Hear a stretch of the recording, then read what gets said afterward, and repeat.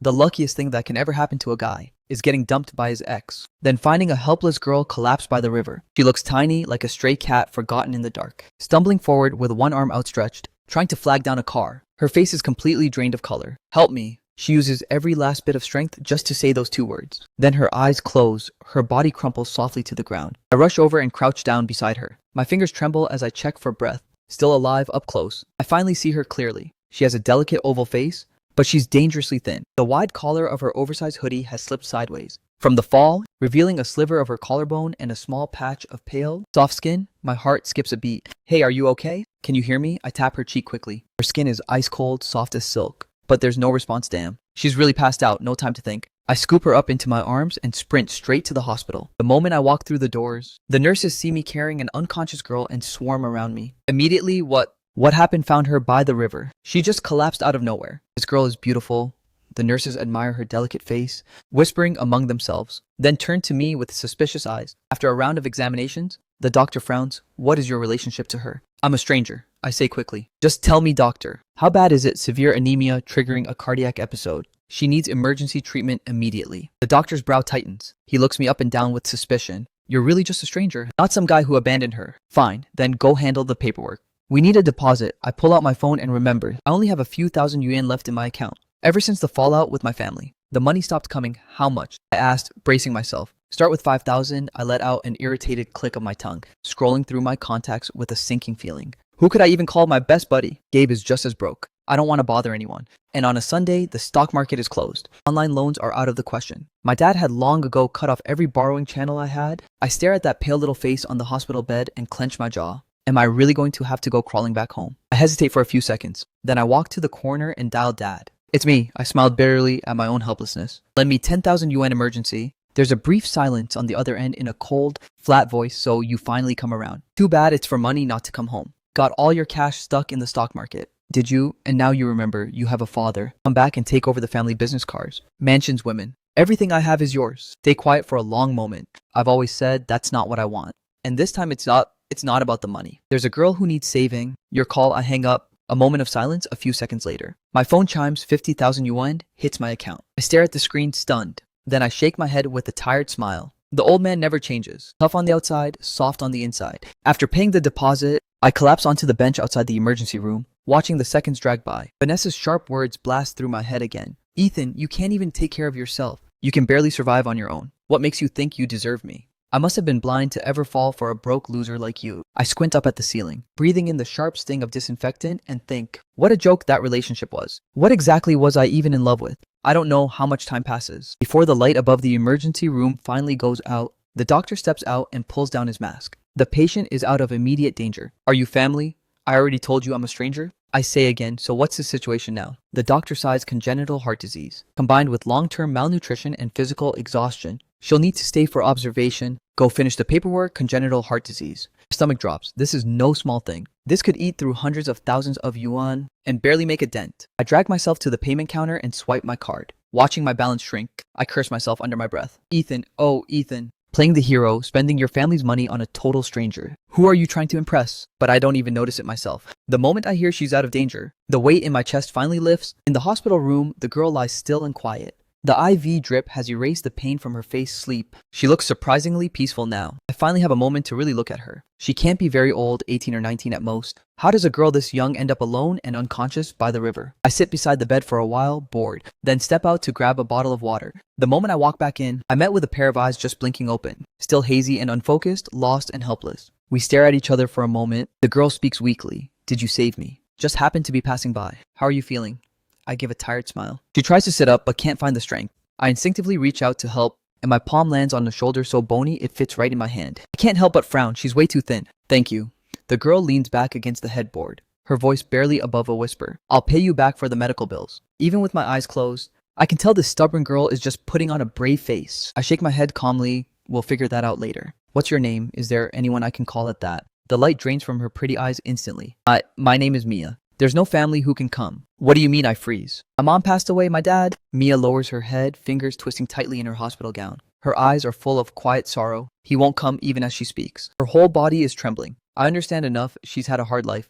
"Is there anyone else? Any friends?" Mia shakes her head. She's biting her pale lips so hard they might bleed. Her voice drops even lower. I just arrived in this city. I don't know anyone. I sigh. Great. Looks like I'm stuck with this one. Just rest for now. We'll sort everything else out once you're better. I check the time. It's already past 10 at night. Are you hungry? Can I get you something to eat? Mia glances at me nervously. I'm not hungry. Just a little thirsty. I turn and pour a cup of warm water, then hand it over as she takes it. Her fingers accidentally brush mine. She flinches like she's been shocked, and her cheeks instantly flush pink. Sorry. What is there to be sorry about? I find this girl oddly strange, but that brief touch of her ice-cold fingertip makes me pause. A feeling I can't name stirs somewhere inside me. After Mia finishes the water, I'm about to say something when my stomach lets out a loud, embarrassing growl, right? I haven't eaten dinner. Mia blinks at me, then asks quietly, are you hungry? Don't worry about me, go eat. I feel a little awkward, I'm starving, but looking at how fragile she is, I can't bring myself to leave. I'll order some delivery. What? Sounds good. Mia immediately shakes her head like a rattle drum. No need, I'm not hungry.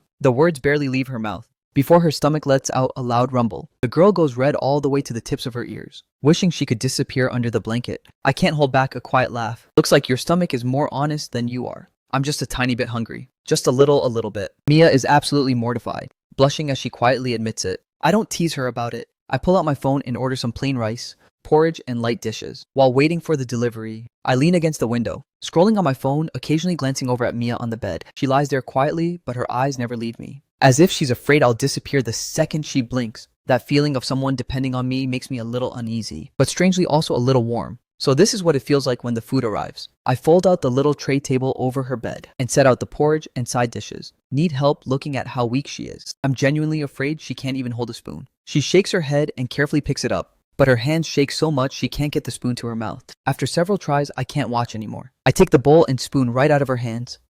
I scoop up a spoonful of porridge, blow on it to cool it down, then hold it to her lips. Mia stares at me with wide eyes, her face going completely red. This is the first time a guy has ever fed her. Open up, I say. Looking at her, she obeys, parting her lips timidly, taking small sips of the porridge I feed her. Every few bites, she sneaks a glance at me, nervous, unsettled, grateful. That delicate little face is so expressive, it's almost comical. By the time I finish feeding her the bowl of porridge, my own stomach is growling badly. I tear open my takeout box and inhale it. Halfway through, I suddenly notice Mia blinking at me with those big eyes, watching me eat. Something about her expression catches me completely off guard. My hand stills. My gaze drifts down without permission on the hospital bed. Her bare little feet are completely exposed, her toes pale and delicate, looking like freshly peeled bamboo shoots. No, Ethan. You are a human being, not an animal. You have standards. What is wrong with you? I mentally slap myself hard twice, but she really is unfairly cute. Do you want a little more to eat?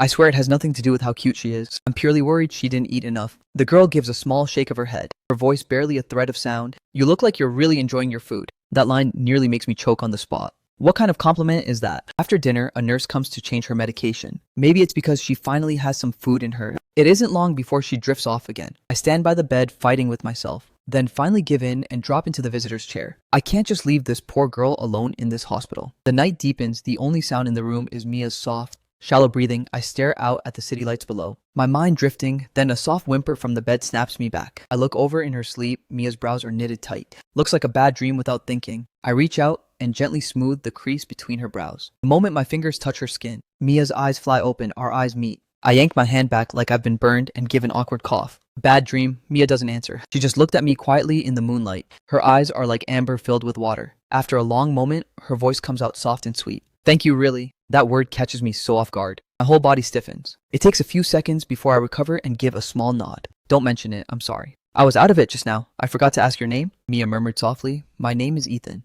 Oh, good night, Ethan. And just like that, breathing evens out again. She's asleep in seconds now. I'm the one who can't sleep at all. I light up my phone screen and see a text from Vanessa waiting there. I don't even read it. I swipe it away and delete it.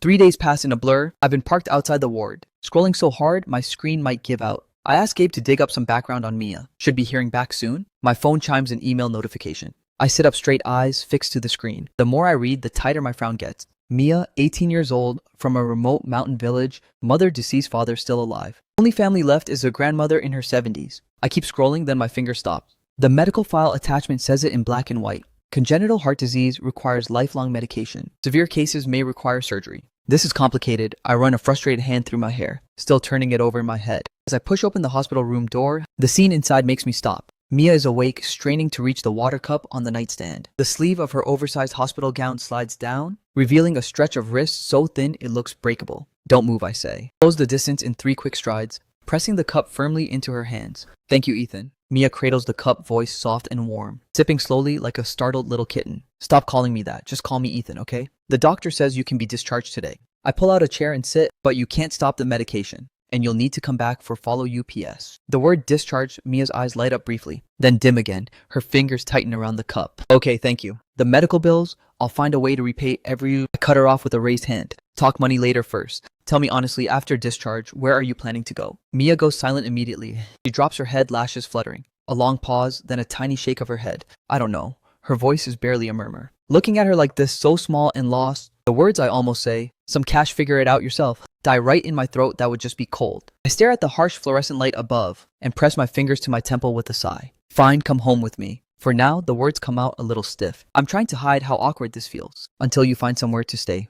Finish. Mia's head snaps up, eyes wide and round. Her expression pure disbelief. No. I couldn't. That's too much trouble. It's no trouble at all. I stand up, shrug with practiced ease. My place is just collecting dust anyway. Besides, I pause. Glancing at her face, I can't just pull you out of the river, then turn around and watch you sleep on the streets. Once all the paperwork is done, I lead Mia out through the hospital doors. The sun hits hard outside. Mia instinctively raises a hand to shield her eyes. Her thin frame rattles around in that oversized hospital gown. Her own clothes had long since been too dirty to put back on. My car is parked at the curb. I open the passenger door, but Mia stands frozen, looking down at her faded hospital gown, then at the gleaming seat inside. I'll get your car dirty. Mia's ears go completely red, her voice shrinking with every word. I blink at her, caught between laughing and a strange ache in my chest. This beat-up, secondhand Volkswagen that Vanessa mocked hundreds of times. And this girl is treating it like it's something precious. What kind of girl is this? For the first time, I actually want to know more about Mia. It's fine, get in. Stop overthinking.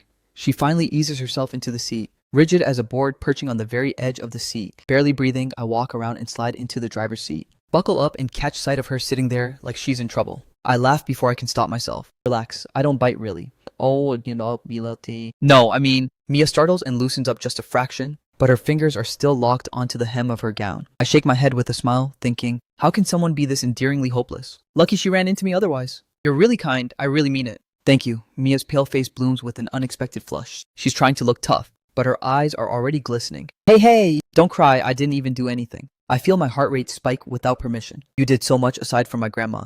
No one has ever been this kind to me. Mia dips her head, her voice thick with emotion. I draw a slow breath and force my pulse back down. Something warm and undefined, something like tenderness, slowly fills the air between us. The engine roars to life and we merge into the flow of traffic. I drive for a while before I notice the silence beside me is strange. I can't even hear her breathe. At a red light, I glance sideways. Mia is pressed against the window, completely mesmerized by the city rushing past. First time in a big city like this. I break the silence. Mia snaps back to reality and gives a gentle nod. Yeah.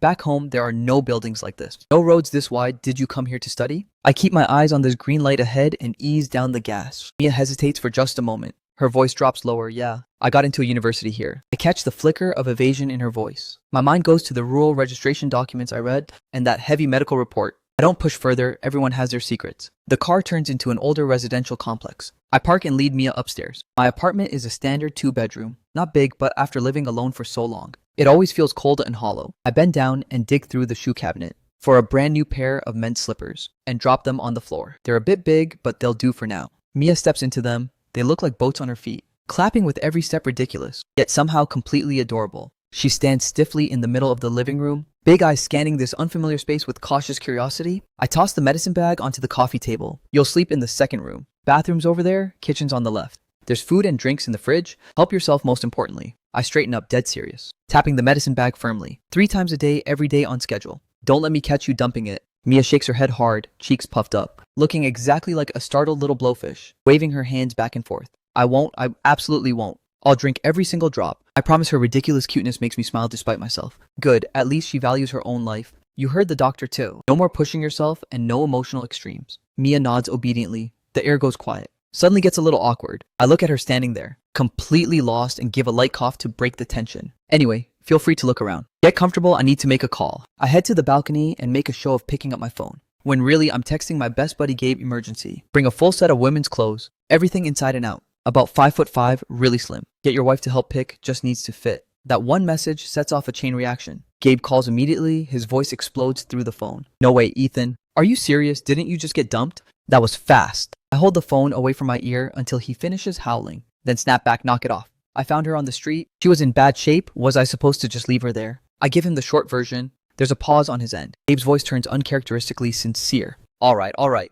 You're hopeless, man. Send me the address, I'll bring it over. But Ethan, you just got your heart wrecked by Vanessa the gold digger. And now you've brought home a drop-dead gorgeous girl. This whole setup sounds really familiar. Familiar, my foot. Delete that trashy romance app off your phone and stop reading those brain-dead power fantasy novels. I hang up, laughing, and turn around to find Mia still standing in the same spot, like a little statue staring down at her feet. Those comically oversized slippers making her look even more pitiful. I sigh, walk over, pry out the day's medication from the bag, pour a cup of warm water and hold them out to her. Here, take your medicine first. Mia takes the pills and water, tilts her head back obediently to swallow. Her slender neck arches slightly, a delicate and fragile line of beauty. My throat tightens, I look away fast. Eyes to yourself, Ethan. Mia sets down the cup, a soft blush coloring her cheeks. Her voice barely audible. I'd like to take a shower. Is that okay? Of course. I point toward the bathroom. There are fresh towels and toiletries in the cabinet, all still sealed. Wait. I stop cold as an awkward realization hits me. She has no change of clothes, and the clothes she was wearing had nothing underneath. Mia clearly realizes this at the same moment.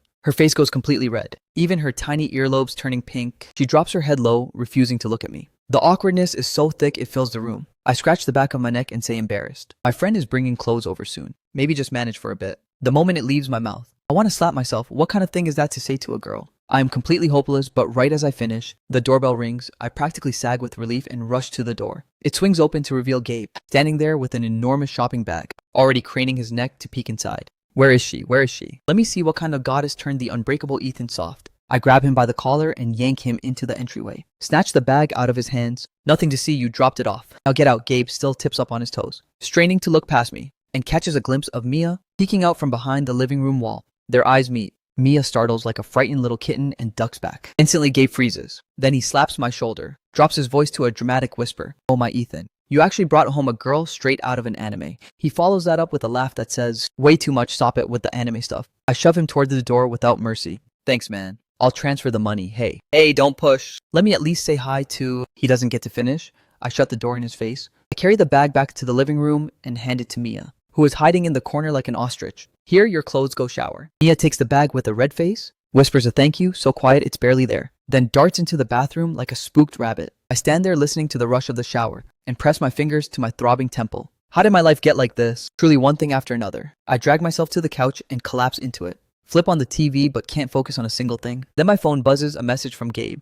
Bro, I'm serious. The way that girl was looking at you. You could practically see stars in her eyes. Hold yourself together, okay? Don't be an animal. I roll my eyes and type back one word. Get lost. I barely set the phone down when the bathroom door opens. Mia steps out in the new clothes. The size runs large, which somehow makes her look even more slender and fragile. Her damp hair hangs loose behind her, dripping at the ends without the pallor of sickness. Her face is soft and pink, but this top, it fits a bit too snugly in some places. Very noticeably, she shifts nervously and tugs at the hem, her bare feet on the floor, toes curling with embarrassment. Ethan, the pants fit fine, but the top is a little small and the underwear, it's too small too. I couldn't get it on. At those words, my eyes go wide as saucers. Wait, Mia, so right now, you're not wearing anything underneath. Can I even say something like that out loud? The underwear was the wrong size. This has me completely stuck. I'm fighting a war inside my own head. Through the shirt, the outline of her figure is way too visible. I'm a 26-year-old single guy. I cannot handle this. I rack my brain for what feels like forever, and come up with nothing useful. Finally, I just accept my fate and sigh. If there's really no other option, just wear something of mine.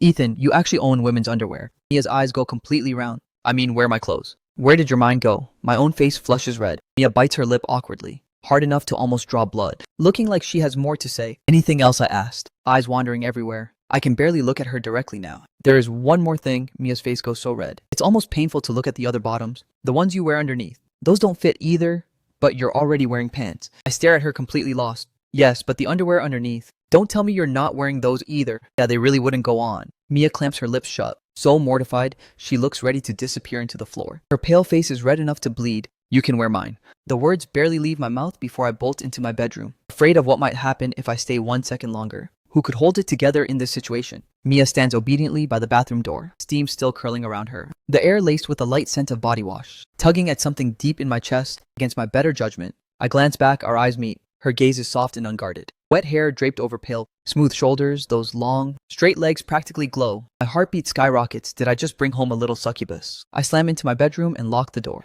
I lean against it and breathe deep again and again, until my heart rate drops back to something manageable. Then I tear through my closet and pull out a plain, white cotton tee and a pair of athletic shorts. I think for a moment, then sneak out a clean pair of boxers like I'm stealing something. Bundle it all into a ball and head back to the bathroom door. I clear my throat, doing my best to sound completely calm. The clothes are here, I'm leaving them on the doorknob. A few seconds of silence from inside, then and a sound barely louder than a breath. A soft, okay. The bathroom door creaks open, just a sliver, and a small damp arm, glowing with the fresh warmth of a shower, reaches out shyly. I shove the bundle into it as fast as possible. My fingers accidentally graze her skin. Cool and impossibly soft, a tingle shoots through me like a spark. The door shuts quickly. I stumble back 2 steps like a startled rabbit. Touch my nose without thinking. I noticed the air around me is thick with the sweet scent of that body wash. From behind the door comes quiet. Click of the lock, then the soft rustle of fabric. A moment later, small footsteps pad toward me. Ethan, I'm dressed. I finally turn around.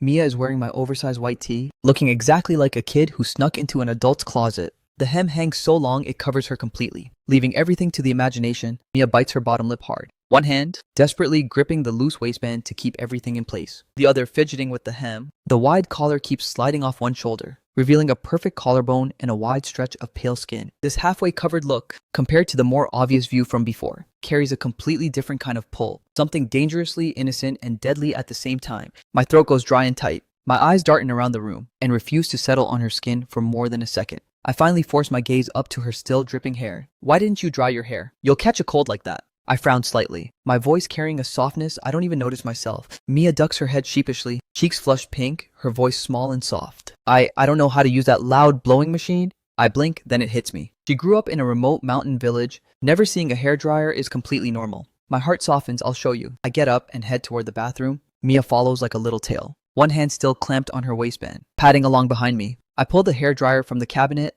plug it in and signal for her to stand still. Watch. It's simple, just press the switch. This side is hot air, that side is cool. As I demonstrate, the roar of the dryer fills the small space instantly. Mia's eyes go wide, staring at it like a kitten discovering a new toy. Now that you know, want to try it yourself. I hand it over. Mia hesitantly lets go of her waistband to reach for it. The waistband immediately gives up. Sliding down a full inch, she lets out a startled squeak, grabs the waistband with both hands and yanks it back up, face turning as red as a boiled shrimp. I spin away fast, feeling the heat rise to my own ears. Here, let me dry it for you. Your hands are a little busy. I make a quiet mental note. Tomorrow I am buying her elastic waistband pants. Mia makes a tiny sound of agreement, dips her head low, exposing a slender stretch of pale neck that looks impossibly well behaved. I stand behind her and switch on the dryer, my fingers clumsy but careful. Work through her damp strands of hair. The warm air stirs up something light and milky sweet, mixing with the body wash scent and drifting straight into my nose. Mia keeps her head down, feeling the warm air in my clumsy but gentle hands, lets her eyes drift half shut with quiet comfort. In this moment, she looks exactly like a lazy cat enjoying a slow grooming. Neither of us speaks, the only sound is the low hum of the dryer. The awkwardness from earlier melts away without me noticing, replaced by something quiet and warm and just a little charged. My heartbeat gradually settles. I look at the girl in the mirror, cheeks lightly flushed, eyes closed in quiet enjoyment. And for a second, I think maybe bringing this little troublemaker home wasn't such a bad thing. After all, when the hair is about 70% dry, I switch off the dryer, that's enough. Over drying damages, it let the rest air dry. Thank you, Ethan. Mia says softly, reaching up to touch her now fluffy hair. The corners of her lips lifting in a smile so sweet. It's almost too much. I glance at the clock. It's getting late, hey! Tomorrow morning, I'm taking you to the mall. You need some clothes that actually fit at that. Mia's head snaps up and starts shaking fast. No. It's okay, I'm fine in these. Don't waste your money, that's not an option. I cut her off, you can't wear my old clothes every day. My gaze drifts to the slipping neckline. That flash of white skin underneath and my throat moves. Doesn't fit at all. Mia follows my line of sight down to her hand, clenching the waistband and the gaping neckline. Her face floods red again and she can't get a single word out. You jerk! Where was he just looking? Doesn't he know that area is completely off limits for a girl? But Ethan is clearly a good person. He's so good looking too, he can't be some creep. Definitely not. Mia talks herself through the whole thing internally and concludes. She is, in fact, very clever. Fine. That's settled, I say, leaving no room for argument. Get some sleep. The guest room is ready for you. Fresh sheets and all. Mia nods obediently, still gripping that rebellious waistband, shuffling toward the guest room. At the doorway she stops, turns around. Her eyes are as clear as spring water. Her voice soft as cotton. Ethan, good night. Those 2 quiet words drift over me like a feather brushing my heart. Something in my chest trembles. Good night. The next morning, the first light of dawn slips through the curtain gap and lands on my face. I sit up half asleep, reach for my phone out of habit and check the time. 9:30. Muscle memory from years of trading kicks in. I open the stock app. Next second, I'm fully awake. That forgotten garbage stock I wrote off months ago is green across the board, locked at the daily gain limit. I mutter when luck comes. Nothing can stop it and my fingers move fast. Cash out without hesitation. A seasoned trader's rule, take the win and run. I watch the tens of thousands of yuan land in my account. My mood lifts immediately. No fortune, but it's enough for right now. Enough to get the little stray I brought home a proper wardrobe. I shuffle out of my bedroom in my slippers, and my nose catches something. A rich golden fried egg smell hits me. Why does my apartment smell like food? I follow the scent and find a small figure in the kitchen. Back turned to me, wearing my big tee. Her lower half looks like it forgot to show up. Those long pale legs are practically blinding. She's stretching up on her tiptoes for the overhead cabinet, and the oversized hem rides up, revealing a strip of creamy, smooth waist and a flat belly that makes my blood run hot. I cough loudly and look away with a guilty conscience. Eyes to yourself, eyes to yourself. Mia startles and spins around, clutching a bag of noodles. Ethan, you're up. She quickly drops back onto her heels, flustered.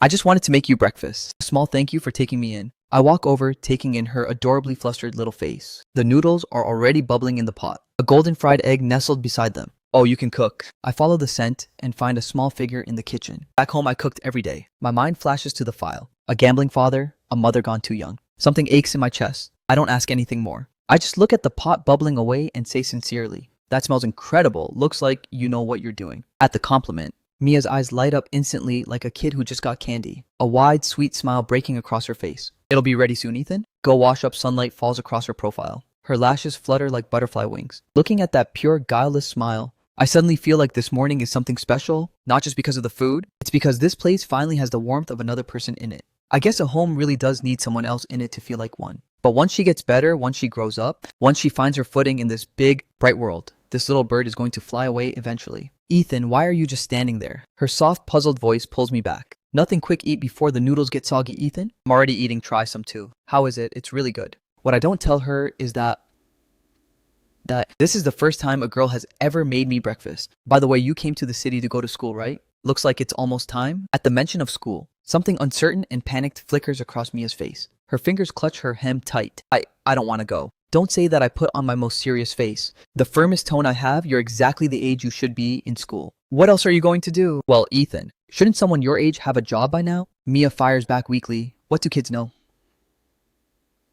Stay out of adult business. And I'm not a kid, I'm an adult. Don't change the subject, simple question. Do you want to go to school or not? Yes or no? If you want to, then we go. Mia looks up at me stunned. She stares at the certainty in my eyes. Then she bites her lip and gives a small, quiet nod.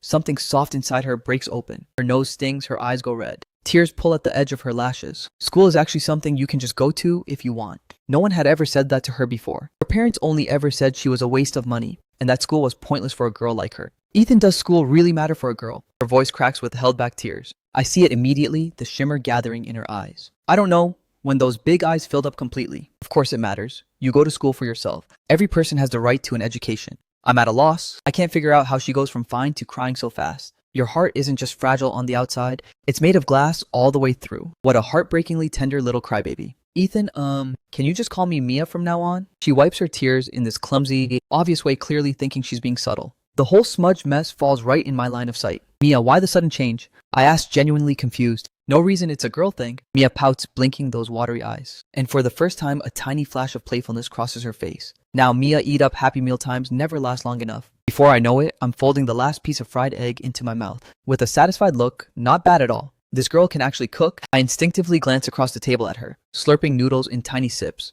And that neckline slides off again, exposing her collarbone in that patch of white. After breakfast, I'm taking you shopping at that. Mia freezes mid-bite. Her whole face says, no, Ethan, please don't spend more money. We're going. My tone is final. I just made some money in the market. Perfect timing to get you sorted. You can't keep wearing my clothes. And even though I just paid back my dad, funds are admittedly a little tight right now, but my content earnings should come through soon. This much I can handle, and worst case, I sell more stock, it's fine. Really, is it okay? A flicker of longing crosses Mia's eyes. What girl can say no to new clothes? But she genuinely doesn't want to be a burden. What's scared of draining my savings? Should we both go sleep under a bridge? I can't help teasing her. That's not it. I'll only get cheap things. Mia looks down at what she's currently wearing. Face going pink, then, thank you, Ethan. Consider it a loan, I'll pay you back. We power through the rest of breakfast and head straight to the nearby mall. Consider it her introduction to the city. Mia sticks close behind me like a startled little quail, her eyes drinking in the gleaming stores and unreachable mannequins in the windows full of shy, wide-eyed wonder. I catch every bit of it but say nothing. I lead her straight into a casual fashion store aimed at young women. The moment we step inside, Mia is dazzled by the rows and rows of clothing. Standing completely still, overwhelmed, this store is so big. She breathed, biting her lip, feet suddenly heavy as lead. Stop standing there, go look around. Whatever you like, just grab it. I give her shoulder a light pat to nudge her along. Thank you, Ethan. Mia agonizes for a long moment, then finally works up the nerve to drift toward the display. I've specifically chosen an affordable store, partly because my wallet is complaining, partly because I didn't want to overwhelm a girl who has never seen much of the world. But from the look on Mia's face, you'd think we were in a luxury boutique. She touches the hangers with the tips of her fingers and flinches back every time she flips a price tag, as if she might break something. I shake my head and laugh quietly. I walk over and quickly grab a few fresh basic tees and blouses, plus a little white dress, and pile them into her arms. Try these, this is way too many. Ethan Mia stares at the mountain in her arms, panicking, less talking. Just try them on.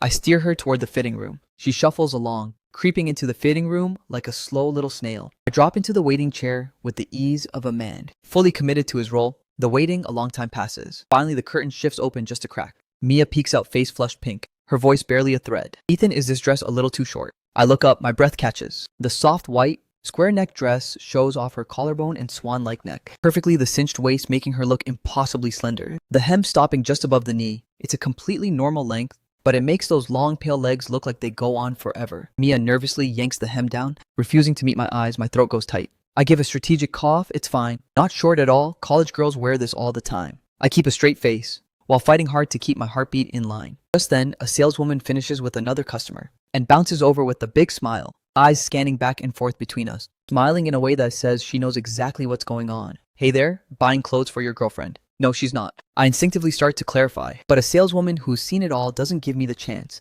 Oh, you two are such a perfect match. Honestly made for each other. Though looking at those dark circles, you two must not have slept much last night.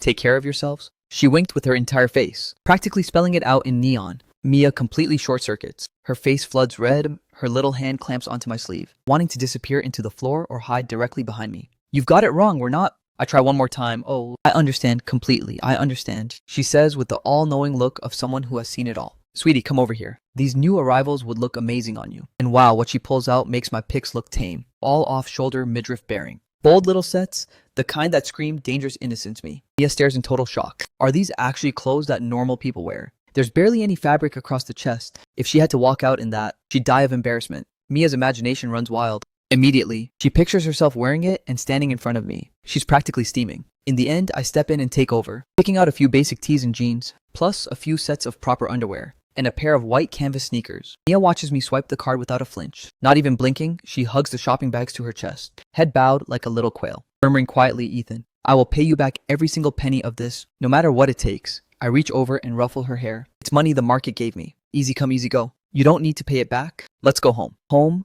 Mia holds her bags like she's holding the whole world. She turns that word over slowly in her mouth. Something in her eyes lights up in a way I've never seen before. Back at the apartment, Mia buzzes around like a busy little bee, hanging each piece of clothing into the closet like it's something precious. I pour a glass of water and lean against the wall, watching her busy little back, a smile creeping onto my face without me noticing. So, this is what it feels like to watch someone you've taken care of grow. When Mia finishes and turns around, her eyes land on the dusty digital photo frame on the TV stand. Old photos loop on the screen. Ethan, is that you from before? The smile on my face freezes. I walk over and pick up the frame, thumb gently brushing the dust from the screen. Yeah, taken back in college. Ancient history, college. Mia looks thoughtful. Her cheeks go pink for no obvious reason. Back then, she was probably just a little kid playing in the mud. That person in the photo, the one with the really sweet smile. Mia points at the bright girl in the picture, her voice dropping like she's confessing something. Was she your girlfriend? The air goes still for a few seconds. I flip the frame face down onto the cabinet with a sharp little click. Next, I say it like I'm talking about a stranger. Long over, Mia catches the shift in my mood right away. Curiosity flickers in those clear eyes, but she's smart enough to let it go. Honestly, after going through all of that, I think I'm over it. I pull at the corner of my mouth in something uglier than a smile, my voice heavy with a tired, bitter self-mockery. Love is a ghost, everyone's heard of it. Barely anyone's actually seen it. All that talk about forever is nonsense. Better off alone from here on. I'm done believing in any of it. I stare out the window blank, jaw set hard as stone, looking like someone who has truly shut his heart down and has no intention of opening it again. Mia stares at my profile. She hears it clearly. Beneath the performance of strength, loneliness and heartbreak ready to spill over her own chest, takes a sudden sharp hit, filling up with a thick, spreading ache. Why does watching Ethan hurt make her hurt too? Mia doesn't understand it and it frightens her a little. Ethan, my heart feels a little heavy right now. My grandma always said when you feel sad, a hug makes it better. So, would you maybe want me to hug you? My eyes go wide instantly. My whole expression locks up. My whole face is heating up at a terrifying speed. Ethan, I was just kidding. Mia's voice comes out uncertain. She doesn't know what she said wrong. Covering your real feelings with a joke, is the instinct of every genuinely sincere person. I turned toward her and let out a small smile. Thank you. Thank me for what? Mia is completely confused. She literally just said it was a joke. What is this big dumb me thanking her for? And she didn't even get to hug him. Something restless and unnamed stirs in her chest. The next morning, sunlight slips through the curtain gap and creeps across Mia's face. She's up unusually early today. Honestly, she barely slept. Just thinking about actually going to university, registration fills her with equal parts excitement and dread. The night before, after I sat her down for a proper conversation, Mia opened up about a lot of her past. Not all of it. There were still gaps and things she glossed over. But I got enough. She really had come here to study. To the city known as a romantic mountain destination and tourist haven. But the reason she couldn't sleep last night wasn't only about school. Every time certain images crossed her mind, her face burned when she finally drifted off in a half-sleep haze. She dreamed of winter, she dreamed of herself, Ethan together in a hotel, hot spring, and then, oh no, why would a girl dream something like that? This is the first time Mia has ever felt this kind of embarrassment. This feeling that everything is off. When in doubt, search the internet. Yesterday, I had given her an old phone to start learning with. In no time at all, Mia found some answers that made absolutely no sense to her. Left her face burning bright red. She nearly threw the phone across the room. When I yawn my way out of the bedroom, I immediately see Mia, sitting perfectly upright on the living room couch. Up this early, did you eat? Mia shakes her head, voice soft. I actually just got up a little while ago. I threw something together. Ethan, try it? It really is just something simple. Mia trots into the kitchen and brings out 2 plates from the microwave, made from last night's leftover rice and some sausage. It might not taste great, 2 white ceramic plates, each holding 2 neat triangular rice balls, topped with a careful sprinkle of sesame seeds. You don't need to make breakfast every morning. I used to skip it entirely, and honestly, breakfast never seemed like much. I pause, a flicker of something warm passing through my eyes. I pick one up and bite into it. This is good, my eyes light up. I finish it in a few bites and reach for the second one. It's really good, actually. Really good. The rice balls are nothing fancy, honestly. But I can't explain why they taste so good to me. What time did you get up to make these? Just a little early. Mia dips her head, fingers twisting together nervously. The tips of her ears are going slightly pink. In truth, she had gotten up much earlier and fumbled through several failed attempts before managing to make ones that actually looked presentable. I watched that little expression of hers, desperately wanting praise, but too shy to ask for it. And something in me quietly gives way. I know the truth, but don't say a word. I reach out and mess up her bangs instead. Thanks, little dummy. I'm not a dummy, I'm Mia. Smart Mia, oh. You'll prove it someday, Ethan. Mia puffs out her cheeks and grumbles under her breath, but the corners of her mouth keep pulling up, no matter how hard she fights it. After breakfast, I grab my car keys. Let's go, I'll drop you at school, Ethan. You're taking me yourself. Mia's eyes go instantly bright. What, you don't want to ride with me? I tease her with a grin. No, I love it. I just don't want to bother you. You owe me, pay it back slowly. I laugh, okay? She says quietly. So all of this counts as a debt. Mia's feelings get complicated all at once. A little tangled, she wants to give everything back. She really does, but even if she repays the money someday, that doesn't mean what she feels can be repaid. What can you even use to settle a debt like that? A word suddenly jumps into Mia's mind. Give herself to him. The thought barely forms before her face goes completely red. She bites her lip and drops her head, clutching the hem of her shirt with nervous, tight fingers, a little nervous. I glance over, Mia nods. But school isn't really what's got her nervous. It's Ethan, what's college actually like? A flicker of curiosity and confusion in her eyes. Same old classes, food, sleep. Not that different from high school. Except nobody's riding you every day. I tap the steering wheel. You picked economics right. Manageable workload. Good for your health too. Mia turns surprised. How do you know my major? I pause a beat, then lie without blinking. You told me last night? Forgot already. Mia blinks confused. She has zero memory of saying that. I smile once we get there. Go introduce yourself. It's time you made some new friends. I add, use the old phone I gave you. For now, it handles daily stuff fine. I'll get you a proper study setup soon. I think back to the monthly transfers I used to make to Vanessa. If I'd saved all that money, I could have bought a full, high-end gaming setup and still had enough left for dozens of fancy dinners. Every cent completely wasted. Mia nods dutifully 2 seconds later. She realizes what I just said. She waves her hands in a panic. No, you can't keep spending on me. I wasn't exactly counting pennies when I took you in. I shake my head with a smile. I already sent you some living expenses. Just use it. I don't need it. Mia flails. I have money. I raise an eyebrow from where I do. Her voice shrinks. Her eyes drift. I narrow mine. Quiet smile. I let it go. When you run out, tell me. Mia exhales and quietly presses a hand to her chest. Good, he didn't push, but she really can't let him keep spending on her. We pull up to the university gates. The freshman check-in area is loud and packed. I park and walk Mia all the way to the College of Liberal Arts registration desk. The advisor is a woman in her 30s. Black frame glasses. All business, Miss Lee? I step forward, hello. I ease Mia in front of me. This is my cousin Mia here to register today. Miss Lee pushes up her glasses, looks Mia over, then turns to me. Something shifts in her face. Her brow tightens. Your real cousin. Suspicion written all over her cousin. On my mom's side, I say steady. Her health isn't great, congenital heart condition. No intense physical activity. She can't get too emotionally worked up either. I'd appreciate it if you could keep an eye on her, Mrs. Lee's gaze moves back and forth between us. Then it lands on me. Where are her parents? I have the answer ready, working out of town. They asked me to look after her. Her medical records are in the car. I can get them if needed. Mia stands to the side, wide-eyed. How does he know all of this? Miss Lee is quiet for a moment. Then she turns sharply to Mia. What is this man to you? Mia blinks. He's Ethan. What kind of Ethan? Miss Lee presses. Eyes sharp, Mia's face goes completely red. Her fingers twist the hem of her shirt. She can't get a single word out. I sigh and step forward. Miss Lee,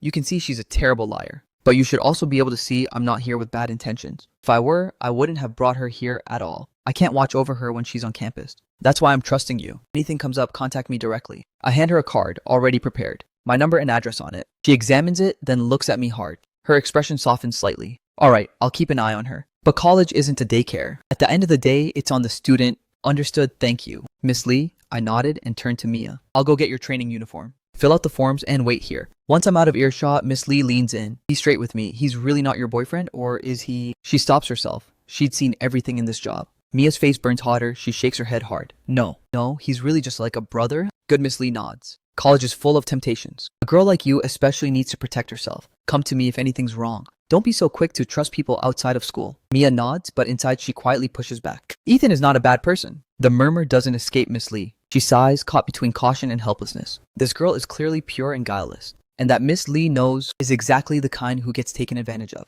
By the time I come back with the training uniform, Mia has finished all the paperwork. All done, she says softly. Miss Lee said I can commute because of my condition perfect. I raise an eyebrow, saves me the trouble of filing for commuter status. Mia looks up startled. He'd already thought of that. I don't answer.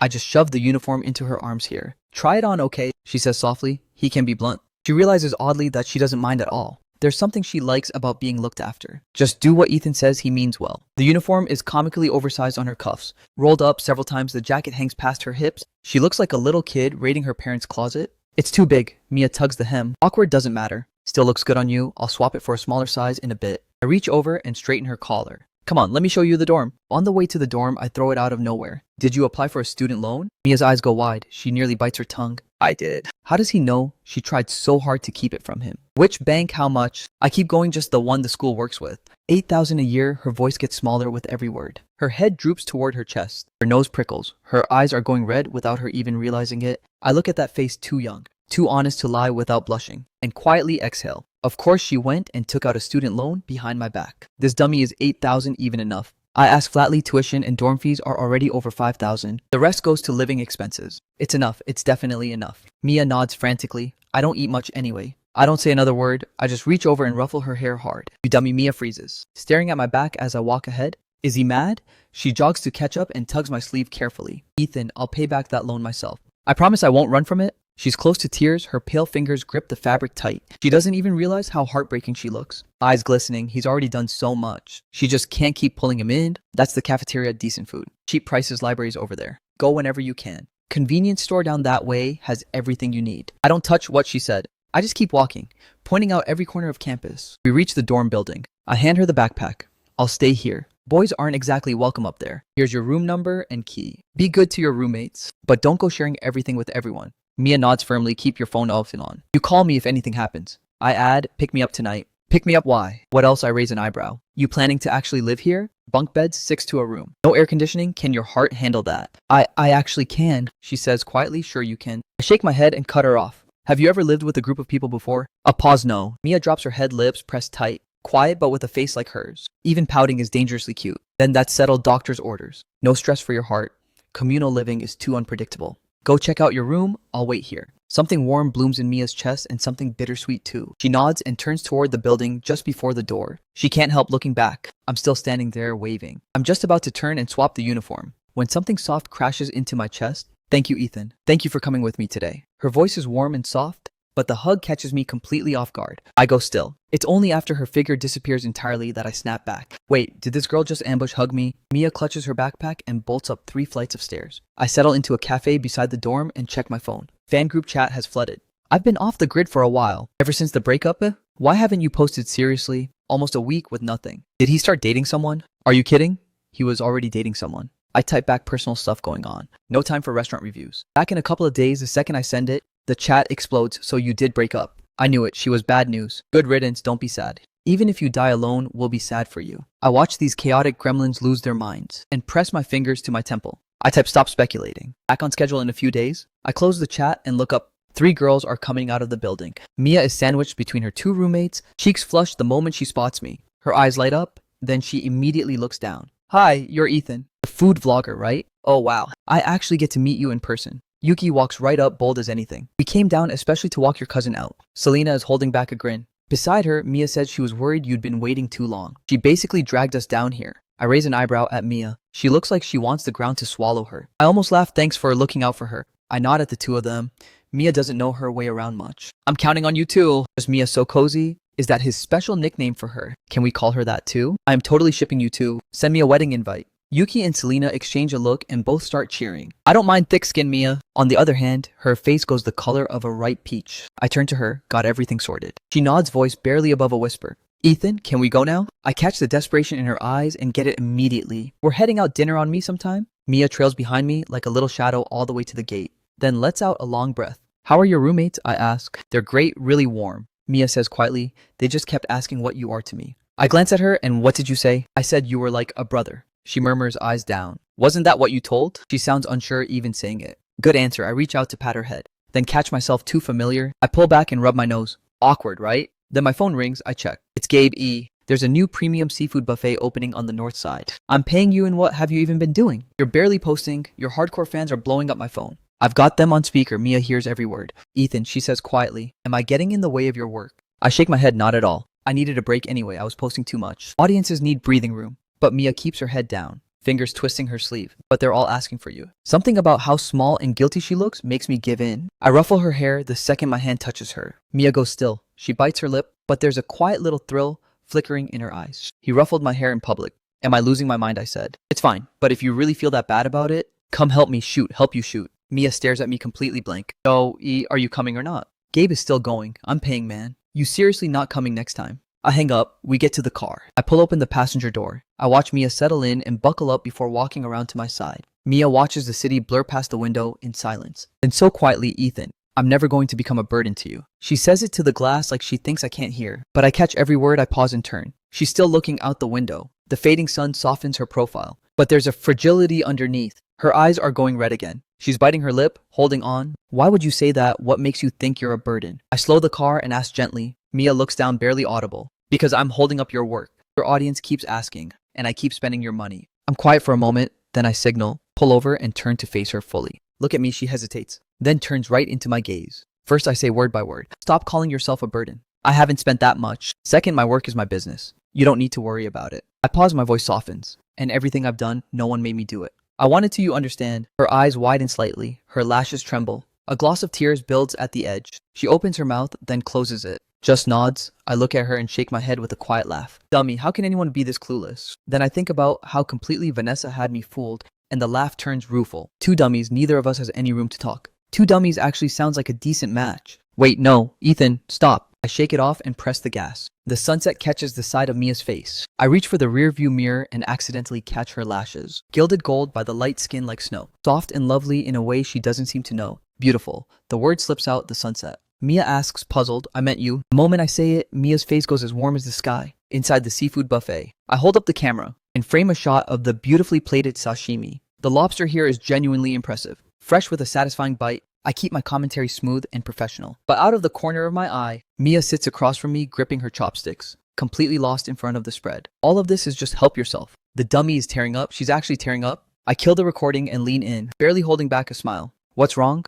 Don't know where to start. Mia's face goes instantly red. Her fingers knot together. I've never had any of this before. She says, voice barely a whisper. Head down, the back of her neck is faintly pink. The loose collar of her hoodie has slipped, just enough to show a glimpse of her collarbone. I watch her all flustered and lost and feel a tug of something I can't quite name. I pick up a shrimp, peel it clean, dip it in sauce, and set it on her plate. Try it. Mia looks up. Her eyes are bright. Thank you, Ethan. She says softly and carefully lifts the piece to her mouth. The next second, her eyes light up like she's seeing stars. It's so good, her eyes were filled with delight. Then she catches herself and covers her mouth. Cheeks pink, I shake my head with a smile. I hit record again on camera. I'm easy and smooth, witty, natural, entertaining. Nothing like the guarded version of me most people know. Mia nibbles the shrimp I peeled for her and steals glances my way. He's really something when he's working. Then she remembers what Yuki said back in the dorm room. Mia, your guy is a pretty well-known local food vlogger. He used to bring his girlfriend on camera all the time. Back then, something had quietly snagged in Mia's chest. Now watching me talk effortlessly into the camera. A flicker of conflict crosses her eyes. A moment passes, she bites her lip. When I pause recording again, she speaks up softly, Ethan. What's up? I look at her hesitating. Cheeks already red, her fingers twist the hem of her sleeve. Her voice gets smaller, Ethan. Could you film me too? The second it's out, she wants to disappear. Her ears are burning red. She regrets it the moment she speaks. But it's already out there. She's mortified, heart in a tangle. How could she do something so out of line? I blink, genuinely caught off guard. Since when did you want to be on camera? I do. She trails off, nothing more coming. What? Because she heard my ex used to appear on camera. She could never say that out loud. I watch her squirm, embarrassed, adorable, and I've basically figured it out. This girl's got a competitive streak. I feel like messing with her, being on camera is not a bad idea. But you'd have to act natural. Not like right now, head buried in your chest, before the words are even out. Mia's head snaps up. She sits bolt upright. I can do it. The movement is so sudden. Her elbow nearly sends the juice flying. I catch the cup in time, but my grin is out of control. This dummy is genuinely too much easy. Nobody's rushing you just then. A familiar voice comes from the aisle. What? What the heck? You said you weren't coming and you just brought a girl instead. I turn around. Gabe is standing in the aisle. Jaw drops, his eyes dart back and forth between me and Mia. Like he can't process what he's seeing. Gabe clutches his chest like he's been personally wronged. Don't play dumb. You only asked me because your girlfriend bailed on you. And didn't you just say you were broke, but somehow you can afford a seafood buffet and I can't be here? My family doesn't own this place. You know, if you can eat here, so can I? You turned down my invite and turned right around to come here with a girl. Did you even think about how that makes me feel? Gabe sputters like I've stabbed him in the lung. He grumbles a few more seconds and his gaze shifts. He flashes Mia a big grin. Hey Mia, good to see you again. Mia smiles back. A little flushed, hi. Don't be nervous. I'm one of the good ones. Just like Ethan over there. Gabe's still grinning, then he looks up and meets my death stare. He immediately rubs his nose and looks away. Speaking of which, Gabe's face falls. Yeah, my girlfriend's been impossible lately. Always working late, can't get her to show up for anything. He grumbles, then something clicks. His expression goes serious. Hey, remind Mia, don't walk alone at night. There's been a stalker in this area. My expression shifts. Since when? Just recently, Gabe says. Multiple reports, no arrest yet. He glances at his phone. Oh shoot, I gotta go, got a gaming session. He catches the look on my face and nearly bursts out laughing. Got you one little prod? And you showed your hand, but underneath the amusement, Gabe feels genuinely pleased. You want good things for the people you care about. Vanessa was never right for him. Mia though. She's a good fit, I frowned. Turning it over, the stalker thing is serious. I'll have to pick Mia up and drop her off every day from now on. But then I think back to that smirk on Gabe's face as he left, and it hits me that guy was testing me and I walked right into it. After we finish eating, I shoot a few more cutaway clips. Then I finally get up and head out with Mia. The street outside is lit up. Night breeze, cool. Mia blinks and says quietly, Ethan, that seafood was really expensive. Can we not go somewhere so pricey next time? I raise an eyebrow. What? You didn't like it? No. No, Mia shakes her head hard. It was amazing, but it's such a waste of money. I ruffle her hair, you dummy. This is a work meal. It's expensive. It isn't actually. I just don't want her feeling guilty. Mia nods, half understanding, and clearly buys it completely. Come on, there's a buy one. Get one deal at that tea shop. I point down the street. Newly opened place skimps on drinks. I'm actually thirsty. I'll get them my treat, Ethan. Wait here, don't wander off. Mia is flustered, but her eyes are firm. She doesn't wait for an answer and trots off toward the shop. I watch her cross the street in the evening light. Bright young, full of energy, a smile creeps onto my face. How can this dummy be so endearing? But the good mood doesn't last. Ethan, a cold, clear voice from behind me. My ex, Vanessa. Of course I turn around. She's standing a few feet away in a blazer. That familiar fake smile in place? It really is you. She steps closer. Looks me overtone breezy. Shooting restaurant reviews alone. Not really your style. Can't find anyone to eat with these days. The dig is obvious. I can't help but laugh. Sounds like someone's worked up. First time I've seen her like this. What's so funny? Vanessa bites her lip. Barely there frown. She doesn't like my reaction at all. Nothing. My voice is flat. I smile. Just thinking, you really haven't changed? Vanessa's face darkens. She hates this about me. Nothing to his name yet. Always so unbothered. Like nothing can touch him. Whether I've changed isn't the point. Her voice drops a degree. You are Ethan? Look at yourself after everything we had. All those years. My youth wasted on a man who can't get his act together. What are you going to give me back for that? Her voice climbs tears, threatening. Now she stares at me, searching for shame, for guilt, but something's off. Why does he look more amused by the second? I'm about to turn and walk away when a small, cool hand closes around my right hand. Warm and soft. Time stops. Vanessa's eyes go wide, mouth open, frozen. One look at that flawless, guileless face and something in Vanessa's chest goes tight. Irritation surges, then a soft, slightly shy voice. Ethan? Orchid latte, low sugar. I remembered you said you like it that way. Take a slow breath, not because of the drink, because my heart needs a moment. She went to get drinks. Why? Why is she holding my hand? This girl is wrecking me. I look down. Mia is holding 2 cups looking up at me. Eyes bright, like Vanessa doesn't exist. Vanessa's gaze sweeps over Mia. That impossibly pretty face, the pale, slender neck, those long legs, her eyes go cold. Who are you? Mia seems to notice Vanessa for the first time. Her eyes widen slightly. She edges closer to me. Ethan, who is she? Before I can answer, Vanessa cuts in cold and deliberate. I'm his girlfriend. She drags out the last word. Eyes dropping pointedly to our joined hands. And what are you to him? Mia's face goes red. She instinctively tries to let go. I tighten my grip. Sorry. Not girlfriend, ex-girlfriend. No emotion in my voice. The words aren't really for Vanessa. They're for the girl standing next to me holding 2 cups of tea. Before I can say more, Mia seems to gather herself. She steps half a step forward and looks up at Vanessa. Her voice is soft, but there's something solid underneath it. Ethan, you should drink your tea. The staff said the cream has to be had within 5 minutes or it won't taste right. Her voice is timid, but there's an unmistakable stubbornness in it. Something warm surges in my chest. I take the cup and take a sip. Good. Mia's eyes brighten. Something invisible hums between us. A quiet current that shuts out everything else. Vanessa stands there, face going pale. Then flushed, she looks at Mia's flawless face, then at the way I've softened, and something clogs in her chest. But she can't lose it in front of a girl like this. She forces a stiff smile. How sweet of you. But a word of advice, be practical. When it comes to guys, being caring isn't enough. A man needs financial stability. She glances at me meaningfully. Otherwise, he can't even afford a wedding. Such a shame. Mia makes a small sound. I catch the exact moment the light in her eyes dims. She looks at me, and what fills her eyes isn't disappointment or sadness. It's something aching and full. It's pity, Ethan. So this is what your relationship was like. I'm glad you got out. You should never have to go through something like that again. Mia bites her lip. Feeling in her eyes is spilling over. Something shifts across my face. An emotion I can't name spreads through my chest. Vanessa stares. What kind of expression is that? She can't read it at all. Her fingers pressed tight together like throwing a punch at nothing. She looks at Mia's earnest face, then at me, clearly trying not to laugh, and opens her mouth. Nothing comes out, Ethan. After everything we had, you can really just let it go. She waits. I've drunk half the tea. She finally plays the card. Give me a break, I say. You were the one who broke up with me. I love you, but I can't wait forever. I quote it back at her word for word with a smile. Vanessa snaps. She shoots me one furious glare. Spits out, don't come crying to me, and storms off. I watch her go and shake my head. The past is the past, nothing worth holding on to. I turn to Mia. She's quietly pressing a hand to her chest, exhaling like she just survived something. Not bad, Mia. I raise an eyebrow. Didn't know you had that in you. Little piranha. Mia's face goes red. She looks down and mumbles. I wasn't trying to bother her. I just wanted you to drink your tea. Her fingers twist at her sleeve. Even the tips of her ears are red. I look at her and something in me goes completely soft. I reach over and ruffle her hair. Let's go home, Mia nods. She quietly takes my hand again, but this time I can feel her trembling more than before. Hey, I stopped the girl who was smiling a minute ago. Her eyes are tinged red now. Lamplight falls soft across her face. This girl who was clearly terrified but still stepped in. In front of me, something in a corner of my chest takes a sharp hit. Nothing, she says. Mia drops every wall. She's always like this with me. Completely unguarded emotions rushing in without warning. You were worried about me. I look at her and smile enough to cry over it. I see the tears in her eyes and wonder for a second if I'm reading too much into this. Then Mia nods hard. Ethan, can I hug you? She bites her lip. A tear rolls down. She can't hold it back. Hug. I think of a joke I never finished, and something stirs deep in my chest. Is this what it feels like? I hesitate for 1 second. Then, feeling wind's dummy, I step forward and pull this little crybaby into my arms. I'm not a dummy. Mia is very smart. She hiccups through the tears. The hug breaks her open, crying and laughing at once. Face a total mess, okay? Okay, you're a very smart crybaby. No, I'm not a crybaby. I hold her gently. Something warm runs through me. Okay, no more crying.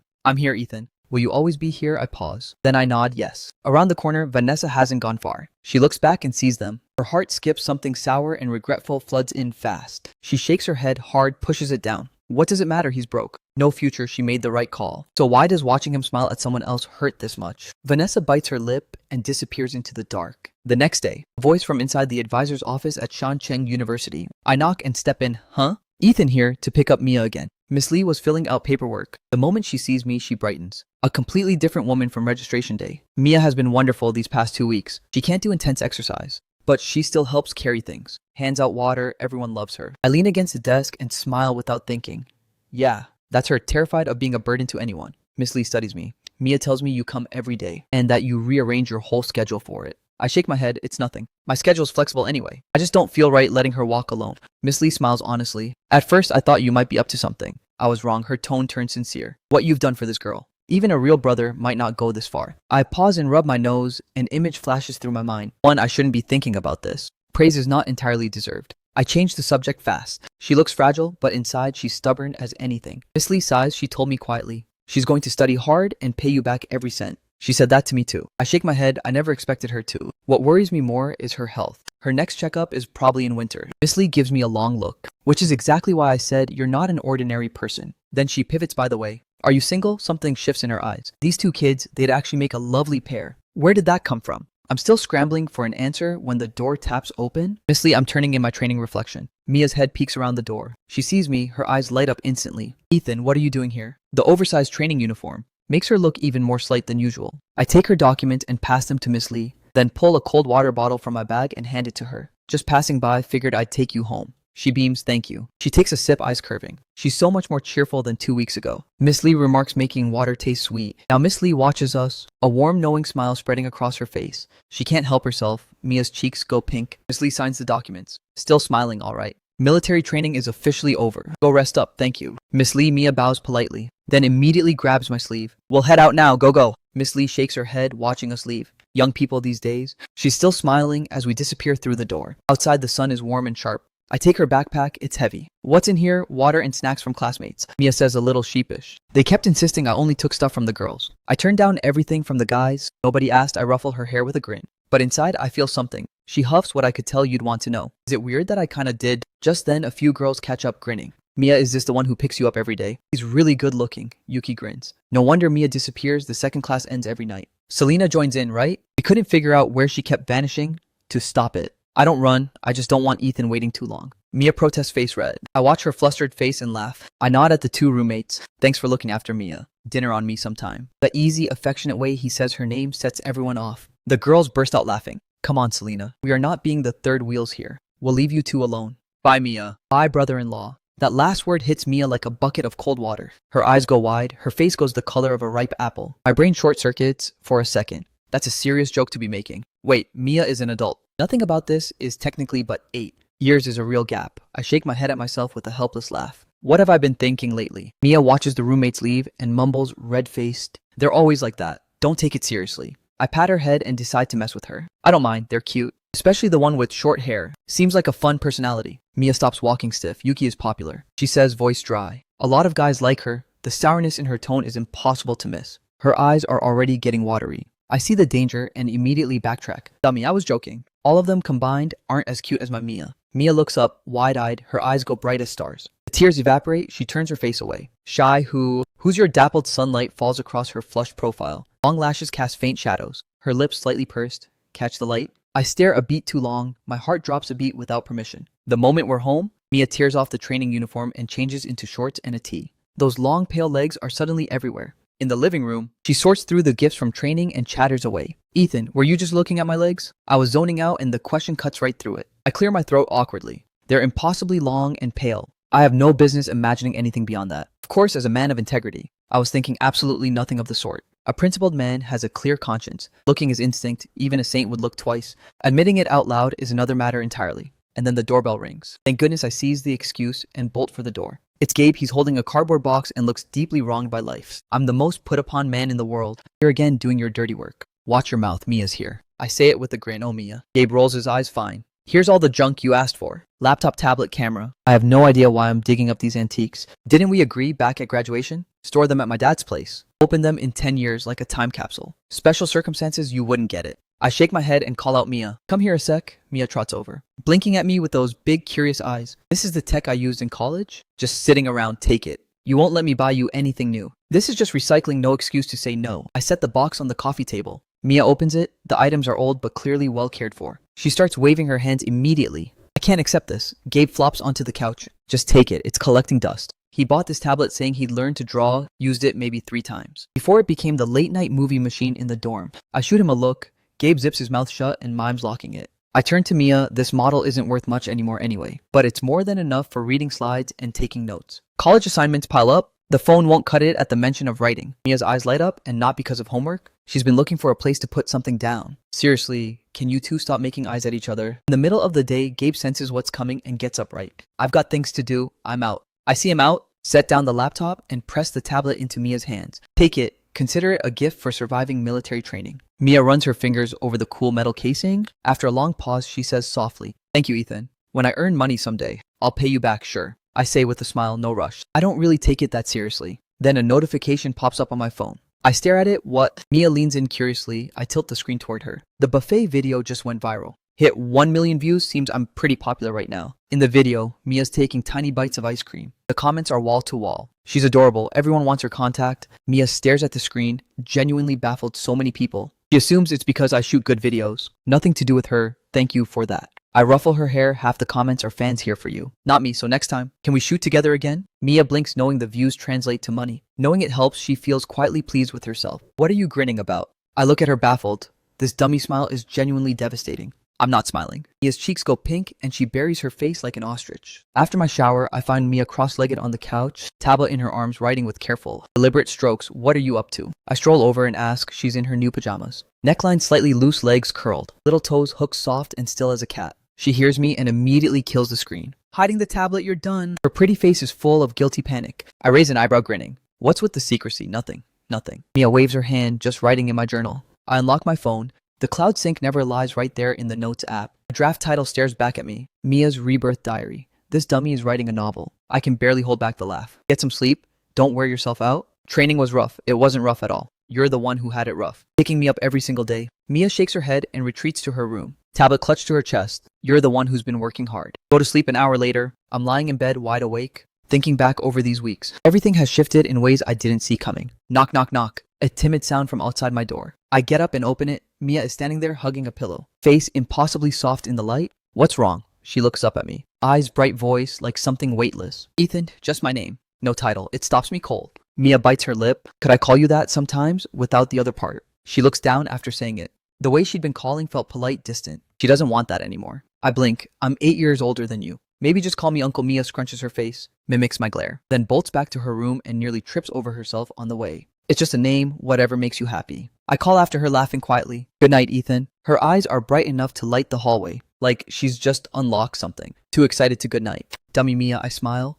Very smart and very clever Mia. Mia puts her hands on her hips and huffs. Summer fades into fall. I sit at my desk, fingers tapping idly, eyes drifting toward the couch without meaning to. Mia is cross-legged on the couch, wrestling with homework pen in hand, brow furrowed, completely focused. Shanshan's autumn hits fast. It's barely 50 degrees outside and the wall heater's already running. Yet inside, we're still in light clothes. Not that I'm complaining, I've always run warm. And the view, this homework is brutal. Ethan, come help me, I don't get it. Mia looks up suddenly and catches me staring with zero shame. She blinks like a lazy cat, then looks away as if nothing happened. We know each other well enough by now. If I want to look, I'll look. I clear my throat with purpose and sit down beside her. Which one? Her shower fresh scent hits me immediately. I instinctively lean back and take the textbook. This economics model, I can't figure it out. She leans in to point at the page. Her hair brushes my arm, barely there, but I feel it like a small shock. I pull my focus back to the problem. This is easy, pay attention. Look here, Mia picks things up fast. Every time I explain something, she gets it almost immediately. Never takes much effort. You're really smart. I give her a genuine thumbs up. Of course, whose Mia do you think this is? She seems to genuinely enjoy being doted on like this. That stops me. Has she been getting more flirtatious lately? No, impossible. Absolutely not by the time we finish. It's nearly dark. I glance at the window. Want to catch a movie? A movie. Mia sits straight up with you, really, yeah.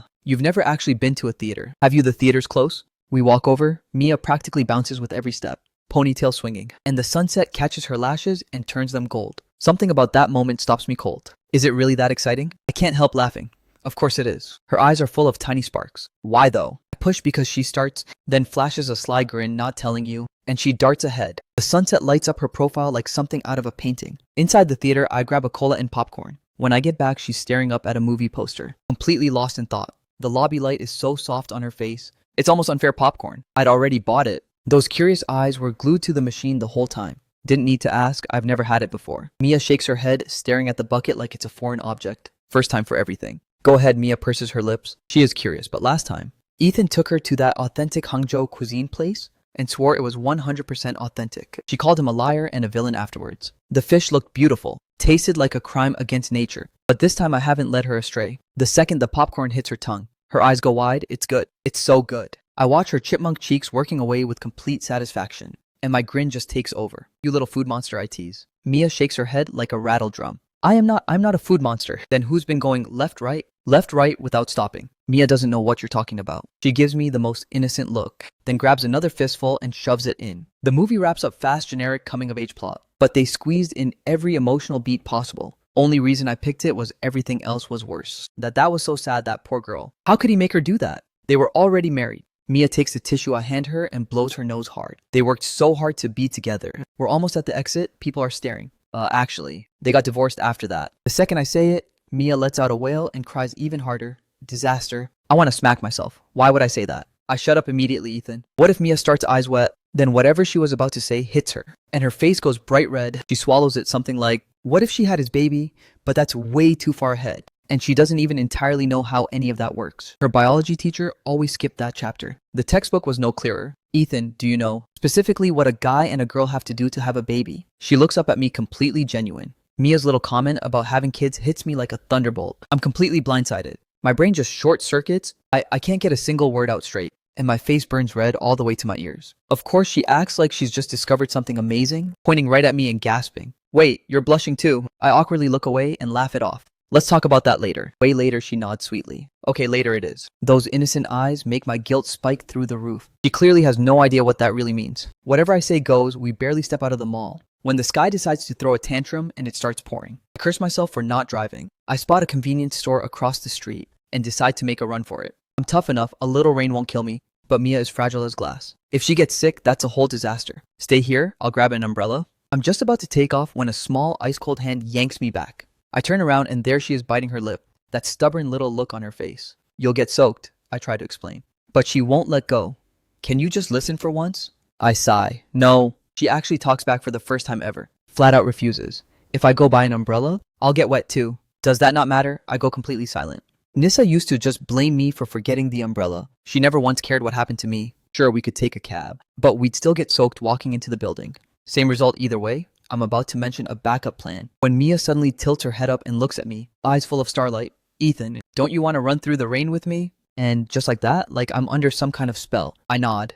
We dive into the rain together and she takes off like a kid set free, laughing and running, her soaked hair plastered against her cheeks. I follow close behind, watching that light, carefree silhouette, and I feel something rise in my chest, something I haven't felt in a long time, something pure and simple. By the time we make it back downstairs, both completely soaked in the elevator, Mia hangs her head and then out of nowhere lets out a massive sneeze. See, you're getting sick. I grumble out loud, but inside I'm worried sick. It's fine, she says, rubbing her rosy little nose, eyes shining brighter than any light in the elevator. Today was so much fun. Those words stop me cold.